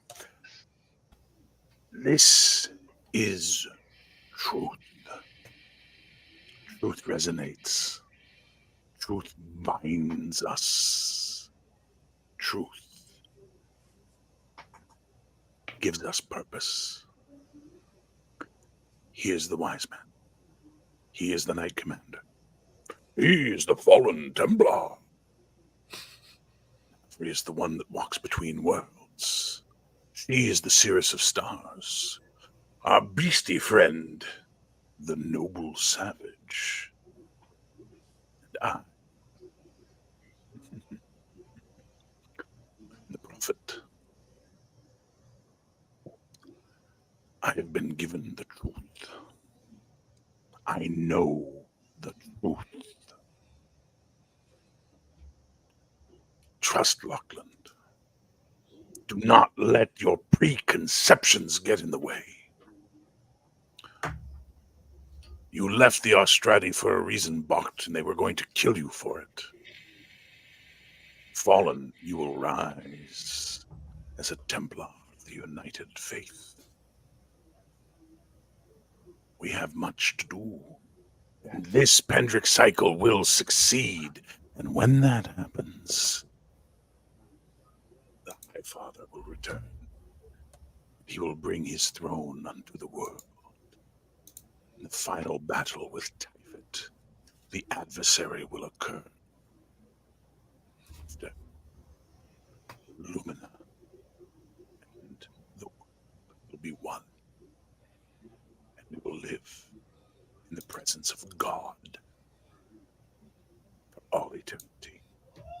All sorrow gone, all death gone, eternal life in the light. Pretty good if you ask me, right? What was I talking about? Oh, yes, I have to go piss. And he gets up and walks away, leaving you all sitting there. I'm still the nobody.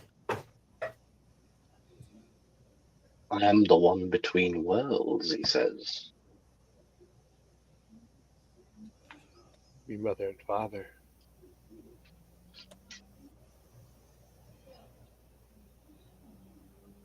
You walk between them both.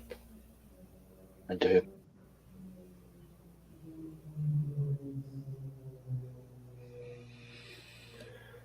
Well, if I am the Knight Commander, I command we all eat and sleep. We have a long journey ahead. Yes, we have had much to think about and much revealed to us tonight. And our Knight Commander is quite right. We need much rest to get through this perilous land and other perilous places we will go. Yes.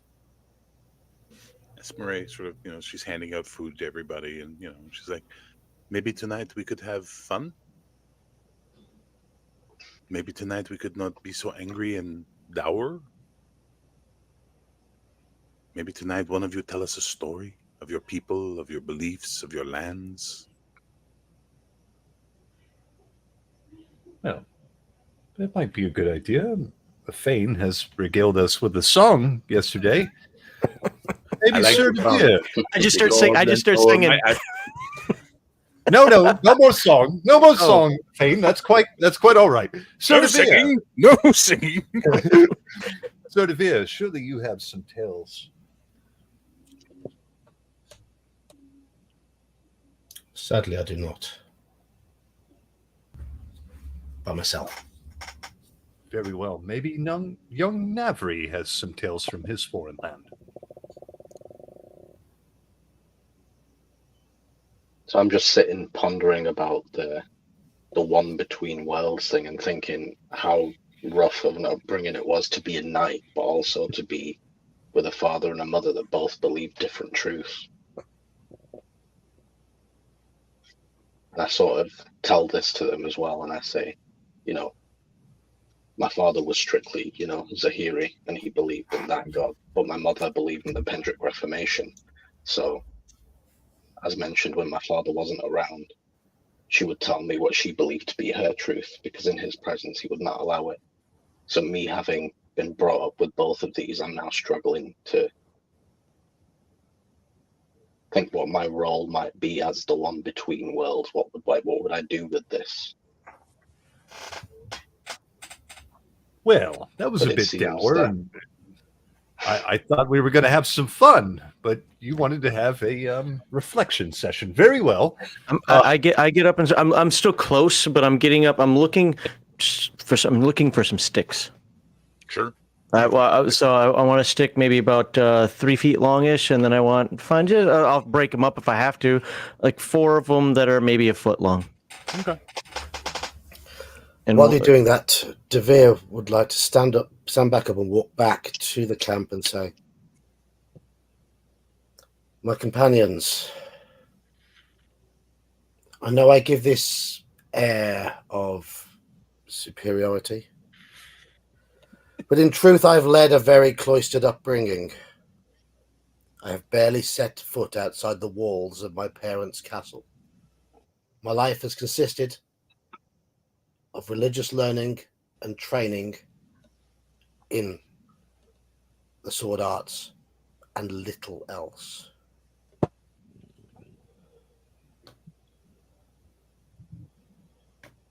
Having just admitted more than he's admitted in a long time, turns and walks away again and sits down by himself.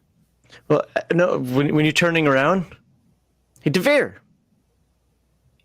Yes, boy. do you look my way or no? I do, yes.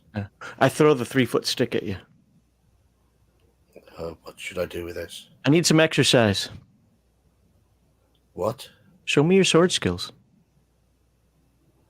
We're in a woods. I can't fight with my bow constantly, so. You wish for me to teach you? Well, I Very wish. I'm not going to learn the sword. I got my sticks right here. Very well. Then let us spar. Sweet. I throw throw a stick at him. Well, Okay. You guys can roll it out. Sweet. All right. Where's my character? There's my character. Oh, I was How do- muted. Perhaps it would be better if Sir Devere and I give you a demonstration. What doesn't help me any? As you say that, you feel Philip's big hand land on your shoulder, and he goes, "No, boy, you and I are going to talk faith and religion while they play sword arts." I want to listen to that. So you guys are rolling it out. How do you want to handle that? Is that a surprise attack, or we You got just a roll an surprise initiative attack and on go? him because he doesn't know what the fuck's going on, and you just threw a stick at his head. Sweet. All right, I roll a 16 plus. I think I get a. Oh, hold on, I need no cards because it's not hand-to-hand skill. There it is. I think it's +1. Yeah, it's +1. So I got a 17 total. You can dodge a 17, or you can try and parry it and try and knock his stick out of the air. What do you want to do? I rolled a 2. So even if you had my parry bonus to that, then that won't be very good, will it? So, surprise, the stick bounces off your head. And then Like that is it.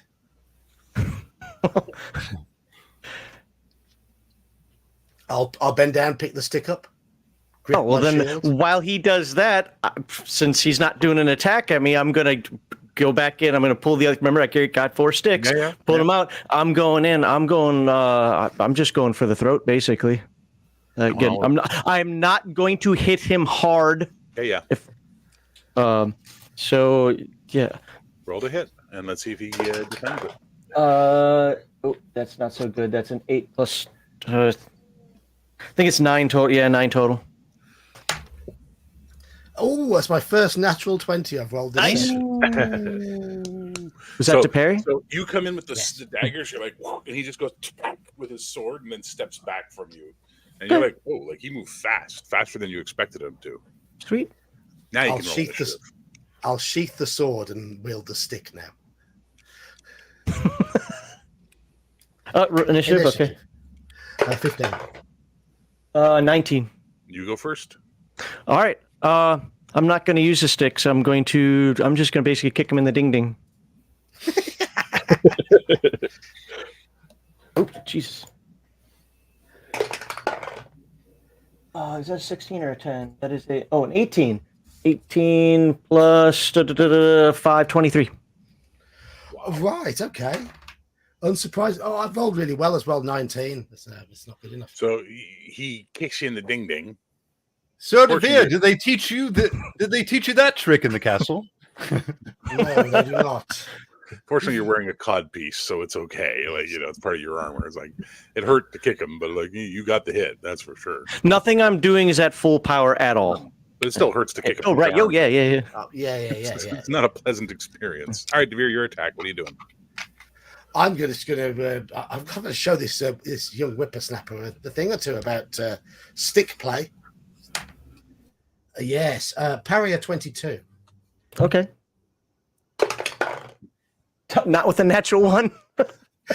Ooh, so you get a good stick right across the face. That was a red welt. Like just you rang your bell on that one. That's gonna leave a mark. As Murray goes, oh, not the face. I mean, play nice. Once again, my goal is to take him to the ground now. Okay. So basically, the position that I'm in doesn't really matter, but because I know we're not getting too narrative here, but I'm not wrestling him down. I'm trying to do like a scissor kick or something. So sliding down. He's trying to take his legs out from under him. Yeah. Exactly. So 12 plus 5 is 17. All right, you can dodge this. You can't really parry it because it's not a weapon attack. I've got plus 0 on dodge. Get a helmet. I'm just going to direct my camera down to that 18. Nice. Ooh. Nice.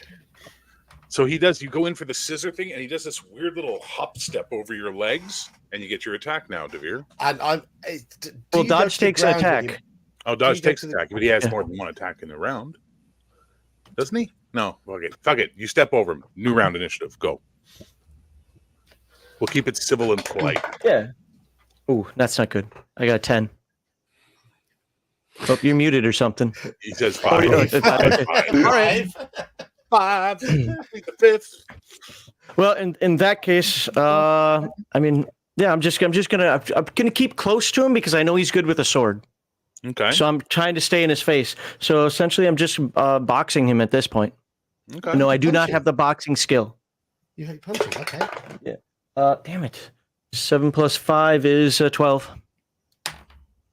No, the dice is on fire tonight. There you go. Ooh. He catches your fist Okay. with his free hand, like pat. What do you do, Devere? I'm just going to twist his fist around and Try and and flip just him? make him, and just sort of make him, Ooh, okay. Strength versus strength, boys. What's your strength, Ethan? Not a lot. Oh, actually, it is a lot. 16. PS or What's your PP. strength, Devere? PS or physical strength? Yeah, Yeah. PS, yeah. Only 15. And yours is what, Ethan? 16. So you got a -1 on this, Devere, because he's 1 point higher than you. 14 minus 1 is 13. 13. So beat a 13 on your strength, basically, is that you give it the strength bonus. So do I want to roll high or low? I rolled an roll 8. high. You want to Okay, then I didn't do it. So you're like, oh, whoa, whoa, whoa! As he sort of like he's got some power in that hand as he starts twisting you down. Okay. Initiative. We're just doing 1-1, 1-1, 1-1. Keep it fast, light. 11. Yeah, you beat me. I got a 8 total. Okay, what do? You got him. You got an I'm going to advantage try on and him. I'm going to try and sweep his feet because I want to have him flat on the ground and then kneel above him with the stick above Okay. his chest. That's the idea. All right, you have an advantageous position on this one right now. Go ahead and make your roll. 13 plus whatever. Hand-to-hand, Skill you unarmed combat. It'll be on your character sheet. You'll have an unarmed. I've got punch of +4. Nice. Yeah. Okay. So what's the total? 17. 17. Defend versus a 17, but he has an advantage, so we'll give him 2 on that. So defend versus a 19, please, Ethan. Okay. Parry. Okay. And I did not. So basically, boom, your legs go out from under you. You land flat on your back, and we'll just say he puts his knee on your chest and brings his stick down beside your head. Let's just laugh. And Philip just goes, "Ah, me next." Young Kirby, I enjoyed our spa. Let us do that again. All right. Like I said, I'm just like, when he gets off me, I trip him. Ooh. I'm going to give you that one for free. He didn't see it coming. No, I didn't. No. So, boom, you get tripped onto your ass. And if just a momentum forward, unless it's his action, I'm going to use paired attacks. I'm going to double strike him with the knife or with the sticks. Okay. He can defend, but go ahead and roll. Yeah. Dirty pool, old man, dirty pool. Oh, dude, I can't do my camera. What'd you get? Natural 20. So I'll give it to him. He rolls over. You like Devere. You're just like, boom. What the hell is he suddenly over? He goes, pop, and he drums off your chest in this area basically. And he could have easily gone for your throat with the sticks. And now he's got the advantage sitting on top of you. And you hear Esmery go, ooh. Right now, I'll reach up and shake his hand and say, "You will go far, young man." I pick him up. Well, I reach my hand down to pick him up. All right. So you guys stand up. And I'm waiting for him to try to trip me. I out of character would know that a knight doesn't do that, but a Thane is waiting for him to try to do something back to me. So I'm being a little. I'm on my toes, but yes, as you're on your toes, Philip just walks over and shoves like 2 mugs into out to each of you, like 1 each. And it's whatever clink. alcohol he had. Clink, clink. I down it because I remember last time I drank it was so fun. And with that, Philip just laughs, sits beside Laurel, and sort of drapes his arm over and goes, "You see, a little fun, right?" Indeed. That was great. We've all learned a thing or two tonight. Many miles left to go before we're done, boy. Many miles. But And I sit down by the fire. We made some steps in the right direction. Well done, Devere, and well done, young Kirby. Well, I have to take a shit. And he gets up and he walks off into the woods. So with that, Esmery pulls out at some point her little Jito flute and just sort of plays, gentle Jito music, which has a nice tempo to it, but it's soft. It's not too excitable. It just keeps you happy and nice and what have you. And Bach, you can't help but he's not smiling, but boy, your beast friend looks really pleased and chuffed right now as he's sitting on his rock watching all of this. I'm gonna walk over to him. He just looks up at you with his yellowy eyes, and You seem to be in a pleasant mood. he just sort of waves a talon at all of them, and you and him. Agreed. Now. There's definitely a different air about us. much better one. I'm gonna let him go at that. Okay. You guys rest. Your watches go without any incident. The night passes nicely. The sun breaks early the next morning. Clear skies again. Beautiful weather. It's quite rare to have this nice weather on Albana, but here it is. Nice, beautiful weather. You find your steps lighter as you head back onto the trail, following Laurelin, maybe with a little more trust, maybe with a little more understanding, and a little more connection between all of you. The day takes you downhill more and more and more. And by evening, you can see the very edge of the lake, the High King's Lake. Now, the High King's Lake, for everyone who has a potential to know what this is about, so anyone with any level of education, is a massive lake with the island in the middle. Up here, where it empties out, there are what they call reversing falls. Twice a day, the tide goes out, and the lake is nothing more than a flat mud flat that you can walk and ride across. But twice a day, that waterfall at the end reverses and the tide comes back in, and it floods up to about a 10-foot depth of water, and it's untraversable without a boat at that point in time. And as you've arrived, you look out and you see that the water is getting higher as you come, as you realize you've arrived at the returning tide, and you'll only be able to walk it in the morning unless you want to skirt around on the land. That is a decision you will make, Laurelin, which path they will take from here. Skirt the land or ride the tides. But when that tide goes out, you only have a few hours to get to where you're going before it comes back. And if you get stuck on that flat when the tide comes in, it'll be a bad scenario for all of you. And these are the thoughts you have as you make your camp and you make your supper. Let's take a quick break, just a few minutes. I just want to get my perspective right and see what I'm doing. And I want you guys just to tell me what your characters are going to do that evening around the fire while I'm sort of thinking and running stuff through my head. I'm being accosted by an animal.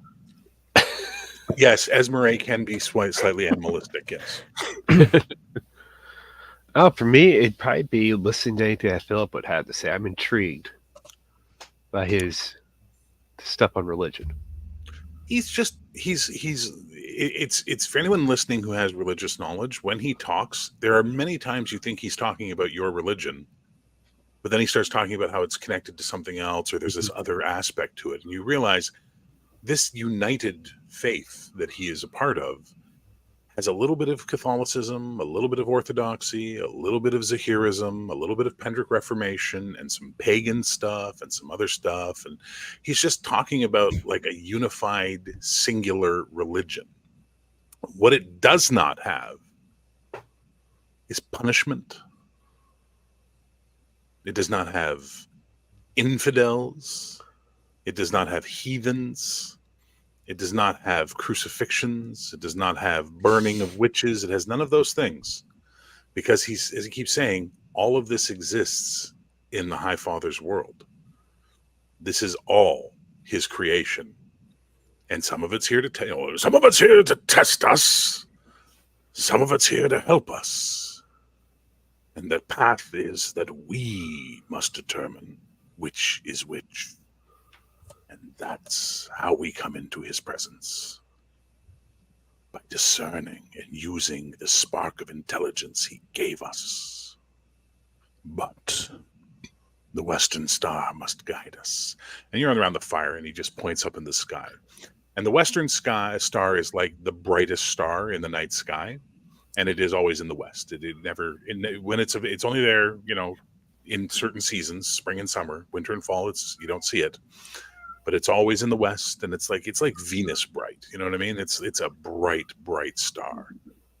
And one day I will get in a ship and I will sail west and follow that star and see where it takes me. Now, for the educated people like Devere, west, there's a new world to the west, and there are kingdoms there. They had a revolution recently, and they refused to. They separated themselves from the continent. So there's stuff in the west, but he's talking about it like there's a holy land over there and lost truth and ancient civilizations. It's in modern terms, he'd sound like a crazy person with conspiracy theories. In medieval terms, he sounds like a crazy person with religious fervor. But that's what he talks about all night. What your characters decide to take from that is up to you, obviously.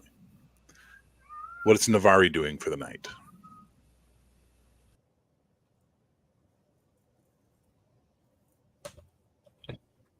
I'll go up to Laurel and I'll say, I'm glad you're the one guiding us, because it seems like you've also been chosen to do this thing by God.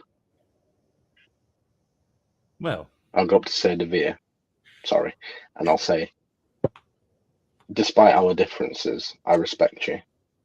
We don't have to believe in the same God necessarily, but we do have a mutual benefit to being with each other. It seems we have both been chosen for this cause.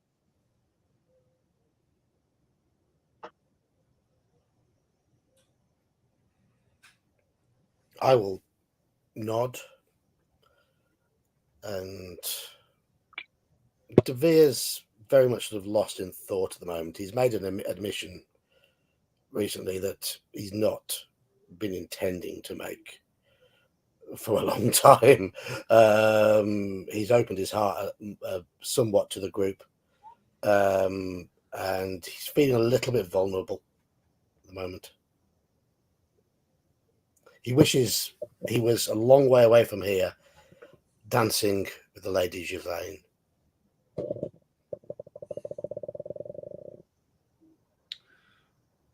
Laurelin kind of, you can tell he's busy in thought as Nafri approaches him. And he says, well, I'm not sure if it was the gods that guided me here, but something, a greater force, certainly did. And I'm glad you have some trust in me. And hopefully I can live up to your trust. And hopefully I can come back to my father with good news that I didn't disobey him for no reason. Navri, it is clear you have a good heart. And that is something to be proud of. As do you, Sir Devere. I can tell. And I'll extend my hand out and shake his hand. Okay, I will shake your hand. Esmeralda just sits behind Ethan, takes her Jito comb out and some strange oils and powders and starts fixing his hair. While she's watching all of this unfold, she's just occupying herself with, it's the idea of cleaning your hair without washing it idea, brushing out combing out all the garbage and gunk and putting nice oils and powders and, desert style. So, that's what she's doing. Philip is just like, I told you it's all the same God, Navri. And he rolls over and he falls asleep snoring. And it seems like you all have a nice, quiet evening. The morning comes and you need to decide, Laurelin. Try the tides or go around to a narrower point and try the tides then. The narrowest point is on the western slope, which brings you dangerously close to Brucca. Brucca is the most dangerous place. It is home to a very evil witch who is a queen of her nation and is rumored to do horrible things and consort with demons and is breeding beastmen that are bigger and stronger and all this kind of stuff. Like there's just endless stories about this witch queen. Otherwise, you can risk the tides, but without a boat, boy, oh boy, that'll be dangerous. But you can try. What has Laurelin decided as their path? Well, my compatriots, I have thought about it all night.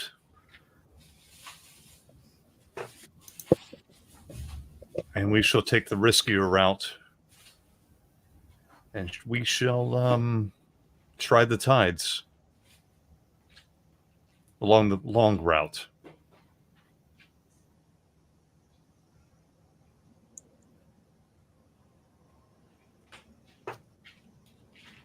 Okay. Okay. In for a penny, in for a mile, my mom used to say. We'll have to wait for the tides to go down, and then we can safely pass. And we have to hurry. We cannot diddy-daddle. We cannot talk. We have to move at the double quick. I'll You hear move that, as Perrin? fast as I can. Agreed. You hear that, Perrin? No messing about with the girls. Oui, chevalier. Oui, chevalier. Okay. He seems confused by that, but he's like, okay. So you guys move, break camp and head. Eventually, you come down the path to where the water meets the land, and you see some things as you're approaching. One, there's a dock, and there's a boat. The boat's sitting at the end of the dock. It's a swan-shaped boat. It's very weird looking, very ornate. Two, the path leading to the dock, which leads to the shore, which leads to the lake.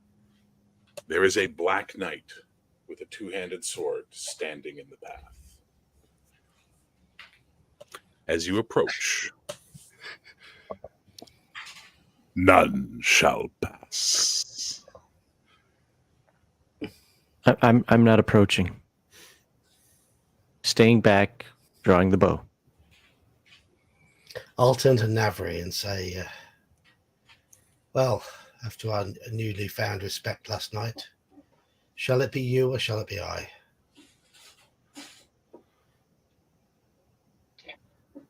I leave it to you as to fulfill your role as the Knight's commander, I think. Very well. And I shall step forward. Right as he does that, can we get a boat? As you step forward, there's this weird,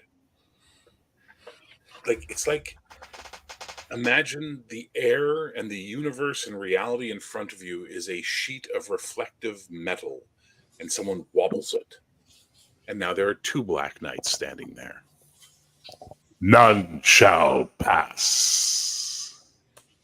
I don't want a boat anymore. It seems you're not playing by the rules as fairness dictates. One stepped forward because one stood here, and now two stand here. Navri, will you join me?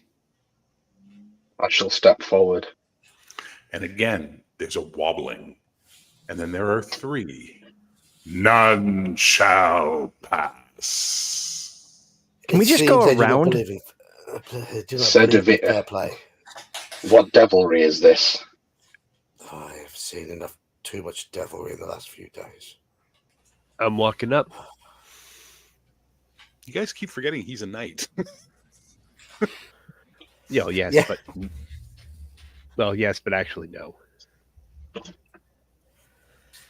Gerhard, you join us. Oh yeah. What are you all doing? And then there's Black three Knights, do you cheat once again? Defeat and transport is yours. Fail and meet your makers. 3-on-3 then, is it now? What happened to just paying for a boat? As Marie just taps your hand. This is meant to be. Let it happen. This is weird. Yes. You got money for a boat, kid? Suddenly Bach turned into Han Solo. That was awesome. Do not worry, Gerhard.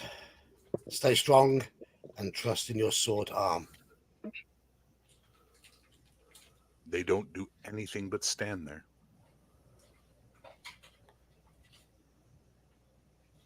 Draw my sword. Yeah, I'm going to draw my sword and ready the shield. And the same. They just stand there. March forward with me. We must step forward together. Yes. Okay. Ready? Yeah. Let's do this. Then we take a step forward. You guys are working as a unit. Yes. Yeah. Your characters are in lockstep with each other. Yes. Yes. Sir DeVere, as the Knight Commander, you may roll initiative for your squad. Ooh, 14 plus my 4, 18. You go first. They got a 13. What do you do?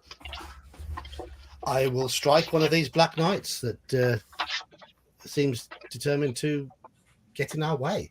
So the three of you are striking together as one. Yeah. You may add +1 for each person in your squad, DeVere. Each of you roll. Navri, Gerhard. If you succeed in beating an attack, DeVere adds +1 for each of you to his attack. That's what I meant to say. Sorry. No, You two must good. succeed, and then you'll give him a bonus. Okay. Oh no, I got a 1. 20.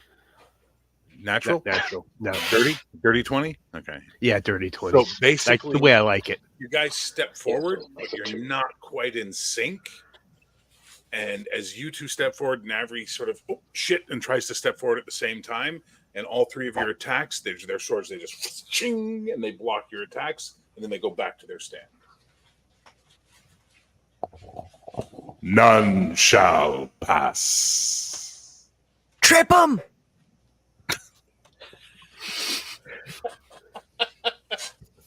And now Kirby's at the wrestling matches. He's a peanut gallery. Try your initiative again. Oh, ho, ho, ho, ho. My turn for a 20. Well, they got a Natural. 1. All right. Try that again, boys. Navri, sorry. 8 plus 1, 9. 9. 18. 18. You've got a +2 on this attack, Gerard. Plus 2 in addition to my usual. Mm-hmm. Total of 8. No, that's still a hit, but they get a chance to defend, obviously. Broken. Oh, they get a 1 on their defense roll as the three of you step forward as a unified group and attack in harmony and synchronicity, just faster than them as your swords cut down into their neck, rending through their armor, and then there's that wobbling again. And there is one knight standing there unharmed. You shall pass. And then he steps aside, and the dock is open to you. Come then, my companions. Seems we have a boat to board. That was just look weird. at Sir DeVere and Gerhard just like sort of puzzled but pleased at the same time. Laurelin, smiling, pats Thane on the back and says, "Come," and starts walking down the path towards the boat. Esmery takes Athane's hand and starts leading him towards the boat. There's your boat. I let her. So you all pile into this. It's like a big boat. It can fit all of you, but it looks like a fucking sculpted swan boat. And when you step into it, it just sort of pulls out into the tide, turns, and starts crossing the lake slowly. It doesn't seem to have any form of propulsion. There's no paddles. There's no nothing. It's just moving slowly across the water. And it's giving you guys time to look out at what you're. I mean, this is like you can understand how this was once the High Kingdom of the Isles. It's a beautiful place, like the mountains and the beautiful water and everything. Like this is an insane. Like none of you come from a place on this island that compares to the beauty that you're seeing here. It is inspiring. It is awesome in the true sense of the word awesome. And as you sort of think, you find yourselves thinking of home, thinking of friends, and there's this weird feeling of comfort that comes over you. Like your hearts know that your loved ones are with you in spirit. You know that you are on the right path. You know all of these things. Laurelin, save versus spell, please. I passed.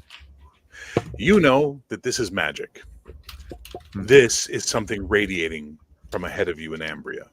This feeling of courage and all this type of stuff, something is being pushed onto you, some sort of magical, calming, charming effect. It doesn't feel negative, but it reminds you of that spell that was put on your cloak. Mhm. Now, what you do with that knowledge is up to you. While we're traveling, I'm staring into the water, make sure nothing jumps out and tries to kiss me. Nothing jumps out and tries to kiss you, but there are lots of silver fish, very bright, very fast, flitting through the water. I resist the temptation to try to grab one. Okay. I'm holding on to him by the back of his shirt because I don't trust him right actually, believe it or not, you do trust him right now. You feel trusting of everyone. It's a weird feeling, and it doesn't feel natural. And that's where you're going to get to make a save, because your impulse was to do something different than trust right now. Save versus spell. now. Okay, hang on a second.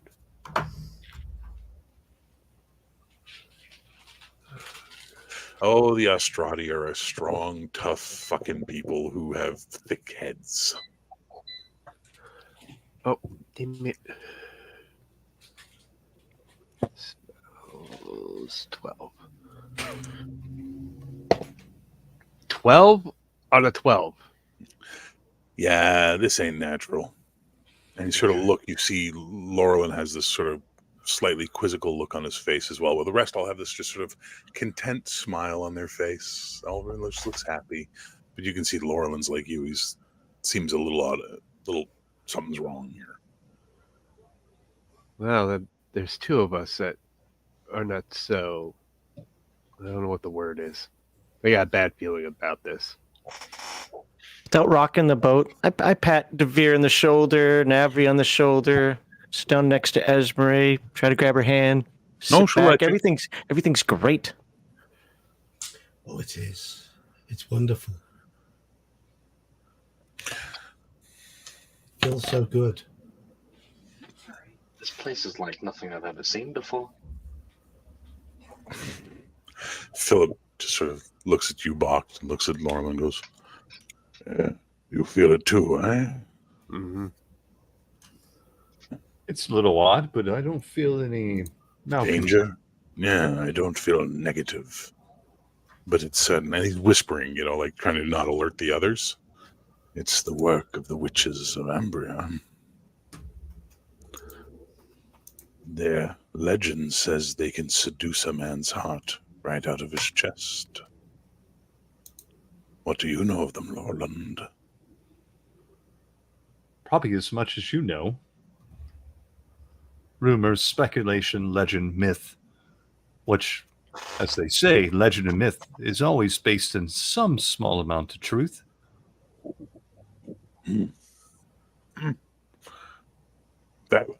Why don't we just give in to it and see where it goes? Yes, exactly my thought. Ethan! Yeah. He puts something in your I hand. smile and thumbs up. What? So he just palms you something. Maybe the girl's hungry. And it's your last honey cake. Damn it, I was going to do that on my own. I wouldn't say that in this condition, but. All right, well, I break it in half and give her half.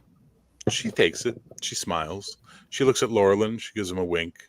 She's aware of what's going on. The magic people have felt it, and the fucking guy from the society that hates, burns, and destroys magic is aware of it.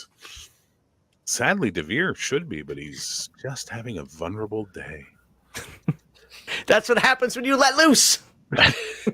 As the boat continues across the lake, following the tide, it takes about 2 hours. And by the time you reach the island, it is high tide, and it's pulling up to another dock. And standing on the dock are 3 women. An old woman, a normal woman, like a normal adult woman, and a young woman. And they are smiling as your boat pulls up. And as you arrive, they say in unison, "Welcome, heroes, to the island of Ambria." Can we pass? And we're going to stop there. Can we pass? We're going to stop there and pick this up next month. Okay. Cool. Yes, I know, Max. You're mad because we didn't get to do it an extra 2 hours. I know. 2. We were supposed to play till midnight. We got 6 to 6.5 to go. What are you talking about? It's 28 minutes to midnight, Max. We said before Central Time USA. Sorry. I want to see the contract. All right, send me your votes on Discord for your MVPs tonight, please. Ooh. I need to replay today.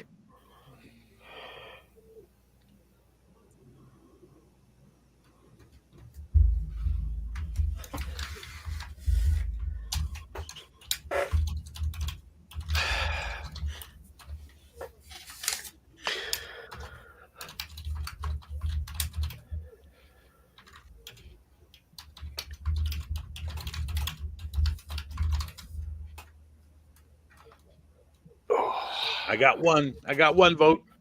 I'm working on it. I got two. I got 2 votes.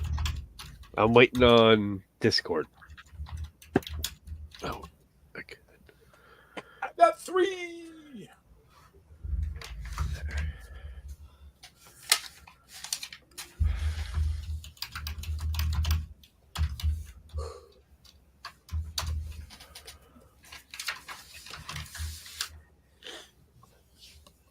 All right.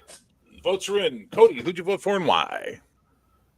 I hate to say it, but I voted for John again. He was spot on. Great role playing as usual. He puts us all to shame. And what I really appreciated this time, though, is that he showed character growth. Right? He didn't, and it was natural character growth. It was many sessions and many trials and many tribulations, and to notice that he fucked up, and then maybe, all this stuff that was going through his head. And he said that in character, I'm confused. All this stuff's going through my head. But he realized that maybe he has to change his views for the greater good. And he showed a moment of humility and weakness, but it was very appropriate for his character. And it was a natural progression. I really appreciate it. And he did a really great job. So yeah, John. Absolutely. All right. What was your favorite moment? My favorite moment had to be probably the Yiddish dwarf. Jackie Mason. Yeah, that was really good. Jackie Dwarfson. All right. Fair enough. Cool. Yield Geek, who'd you vote for and why? I voted for Max again. I still find his youthful innocence so refreshing. And it's those, they feel his reactions to the worst situations still feel extremely authentic. Okay. So that's, Thank you. That's it for me. That's good. What was your favorite moment? I have to say it was that little bit of role playing between me and you as the Beastman. That was nice. It was fun. I did enjoy that. I did enjoy that little bit. When the Beastman sort of tapped me on the shoulder and we had that little sort of Clearing of heart. the air. Yeah. Yes, Nice. yes. There we go. All right. We'll go to Mr. Bach. Who did you vote for and why? It was Geek, and pretty much Cody nailed it from my point of view. The character progression in a very natural way. Okay. What was your favorite moment? Cody with the spider thing. His willingness to go, okay, well, it'll be me then. Save everybody else. Oh, yeah. It felt like at least one of you was going to be making a new character there. Right? It was like, oh, this is interesting. Like, if they're willing to die for this shit. What are they going to do for new characters? It could be weird. No, it was a good scene. Very good. Cool. Iman, who'd you vote for and why? I voted for Sir Devere as well. And Malachi and Cody said, they basically nailed it. What more can I say? His character arc, he's finally shown some sort of humility and vulnerability, and we can all relate to him. And, it's all natural. I can't really say anything else. All right. What was your favorite moment? He did. What was favorite your favorite moment? Just right at the end, just that little moment with the 3 knights teaming up. We're not fighting about anything. We're not bickering. We're just, okay, this is what we need to do. Let's do it. Done. All right. Yep. Cool. Nice. All right. And last, but by no stretch of the imagination least, I also voted for Devere. It was between him and Cody. It really was. But I would say that letter put it over the top. And I say that because it wasn't too long. Like, oh my God, I'm sitting here. Okay, great, John. You're trying to write some stuff. You want to show that you're the next author. But no, it wasn't like that at all. I actually felt like a character from the heart kind of thing. So I really liked. I liked how that was done.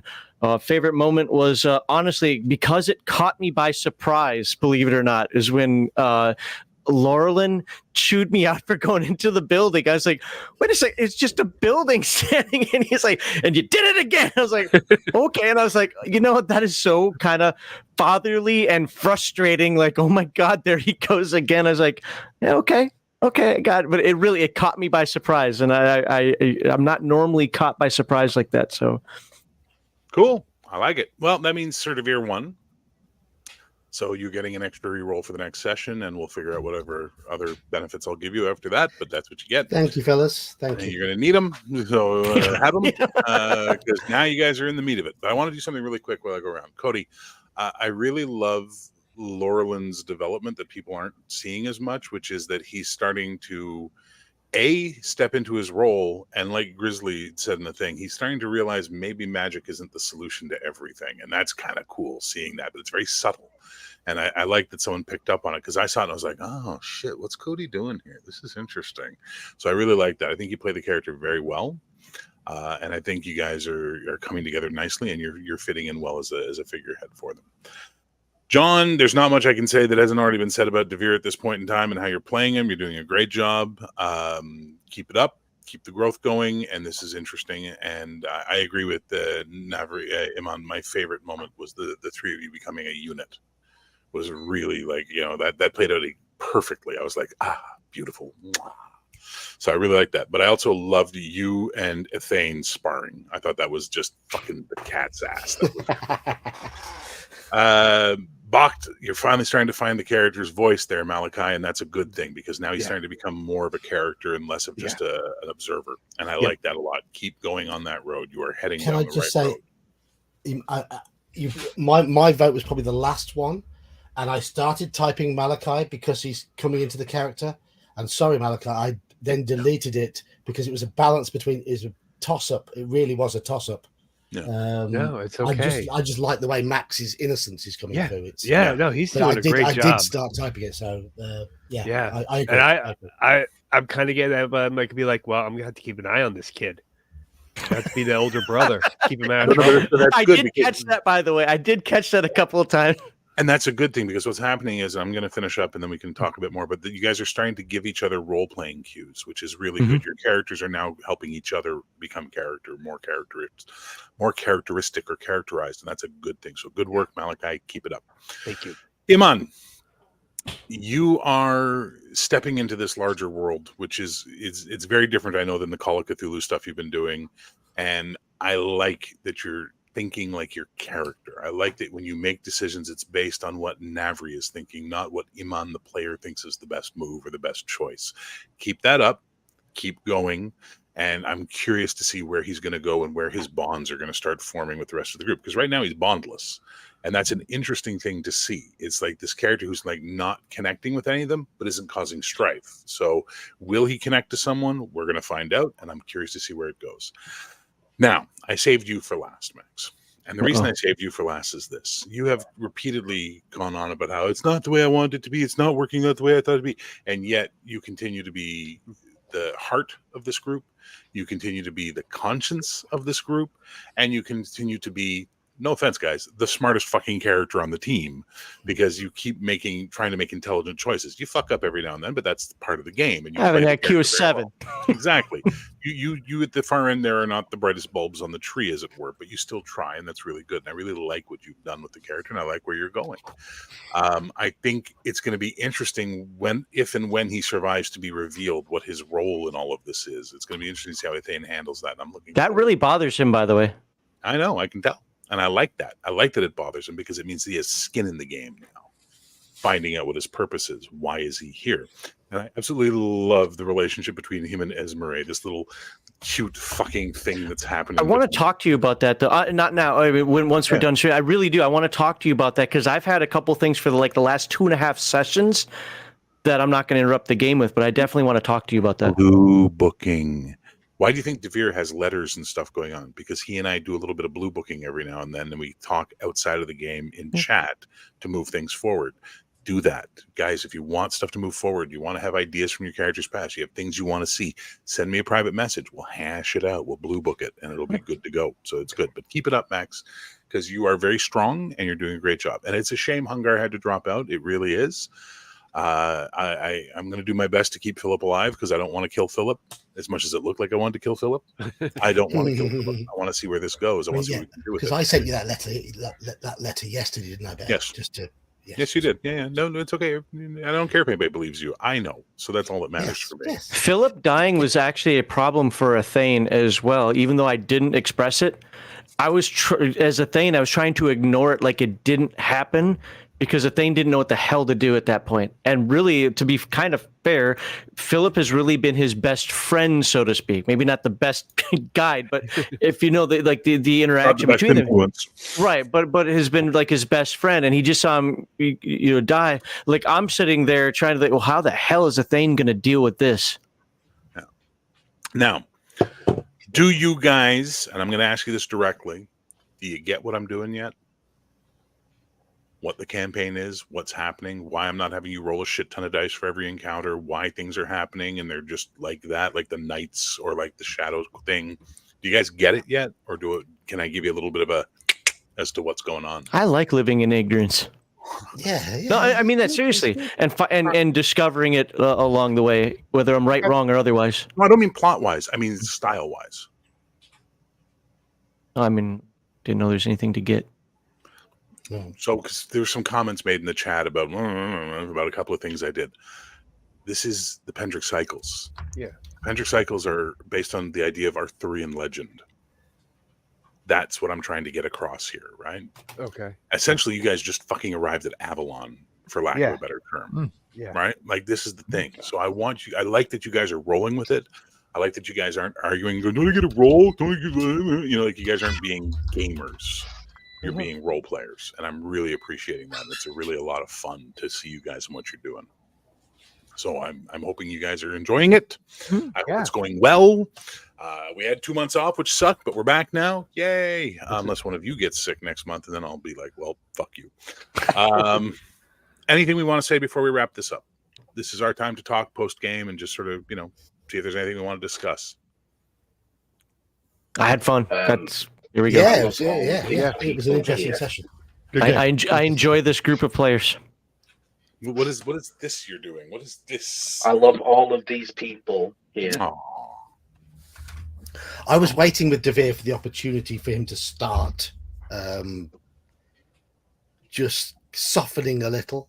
So I'm glad it happened tonight. Well, sometimes you have to have the opportunity to soften a little bit too, and they definitely arose today, so that was cool. Yes, yeah, I'm thankful for that. I was getting to the point where I'm thinking, am I pushing him too far? Am I pushing his arrogance a little bit too much? But I'm glad I had the opportunity for him to soften.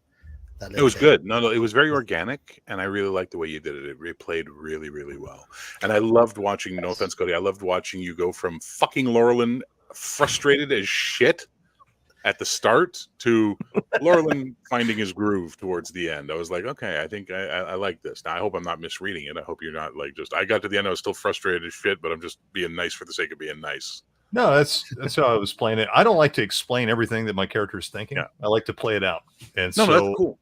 Yeah. So I think I will say one thing. Laurelin's really doesn't think of himself as a wise man because he has not been in the wider world. He's been cloistered his whole life.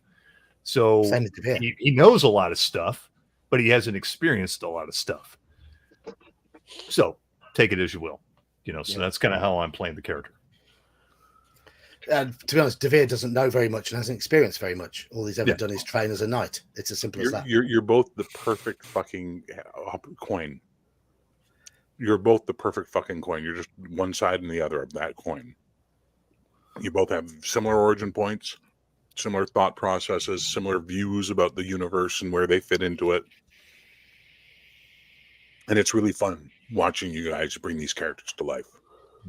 And I'm looking forward to doing more of this. Okay, cool. We're going to wrap it up. everybody who watched tonight, thank you so much across all the channels. We had a lot of people watching. It was really great stuff. Every super chat, thank you so much. And I hope you guys are having fun. When we're done, you can put comments. Tell us who your MVP was, who you liked the most, what your favorite moment was. And I'll say this just because, you know, if you don't like what we're doing here, well, there's other stuff you could be doing other than watching us and being upset about it. So maybe, you know, think go about watch that, another right? YouTube video. Yeah, go watch. There's tons of other people doing stuff. At first, I thought the month-long break would throw everyone off their groove. I'm happy to say that I was wrong. If anything, everyone played better than before. Amen, Law Dog. Thank you. Amen. Thank you. Thank you. Nerds, nerd. Thank you, Nerds Nerd. Nerds, nerd kills me, man. I love a game today. Must suck to be one of those chumps who missed it. All right, guys. We're going to wrap it up. Thank you again for hanging out. Peace, love, geek, and I ain't going to shill heroic today. We will just talk to you guys next time we do this. Bye now. See ya.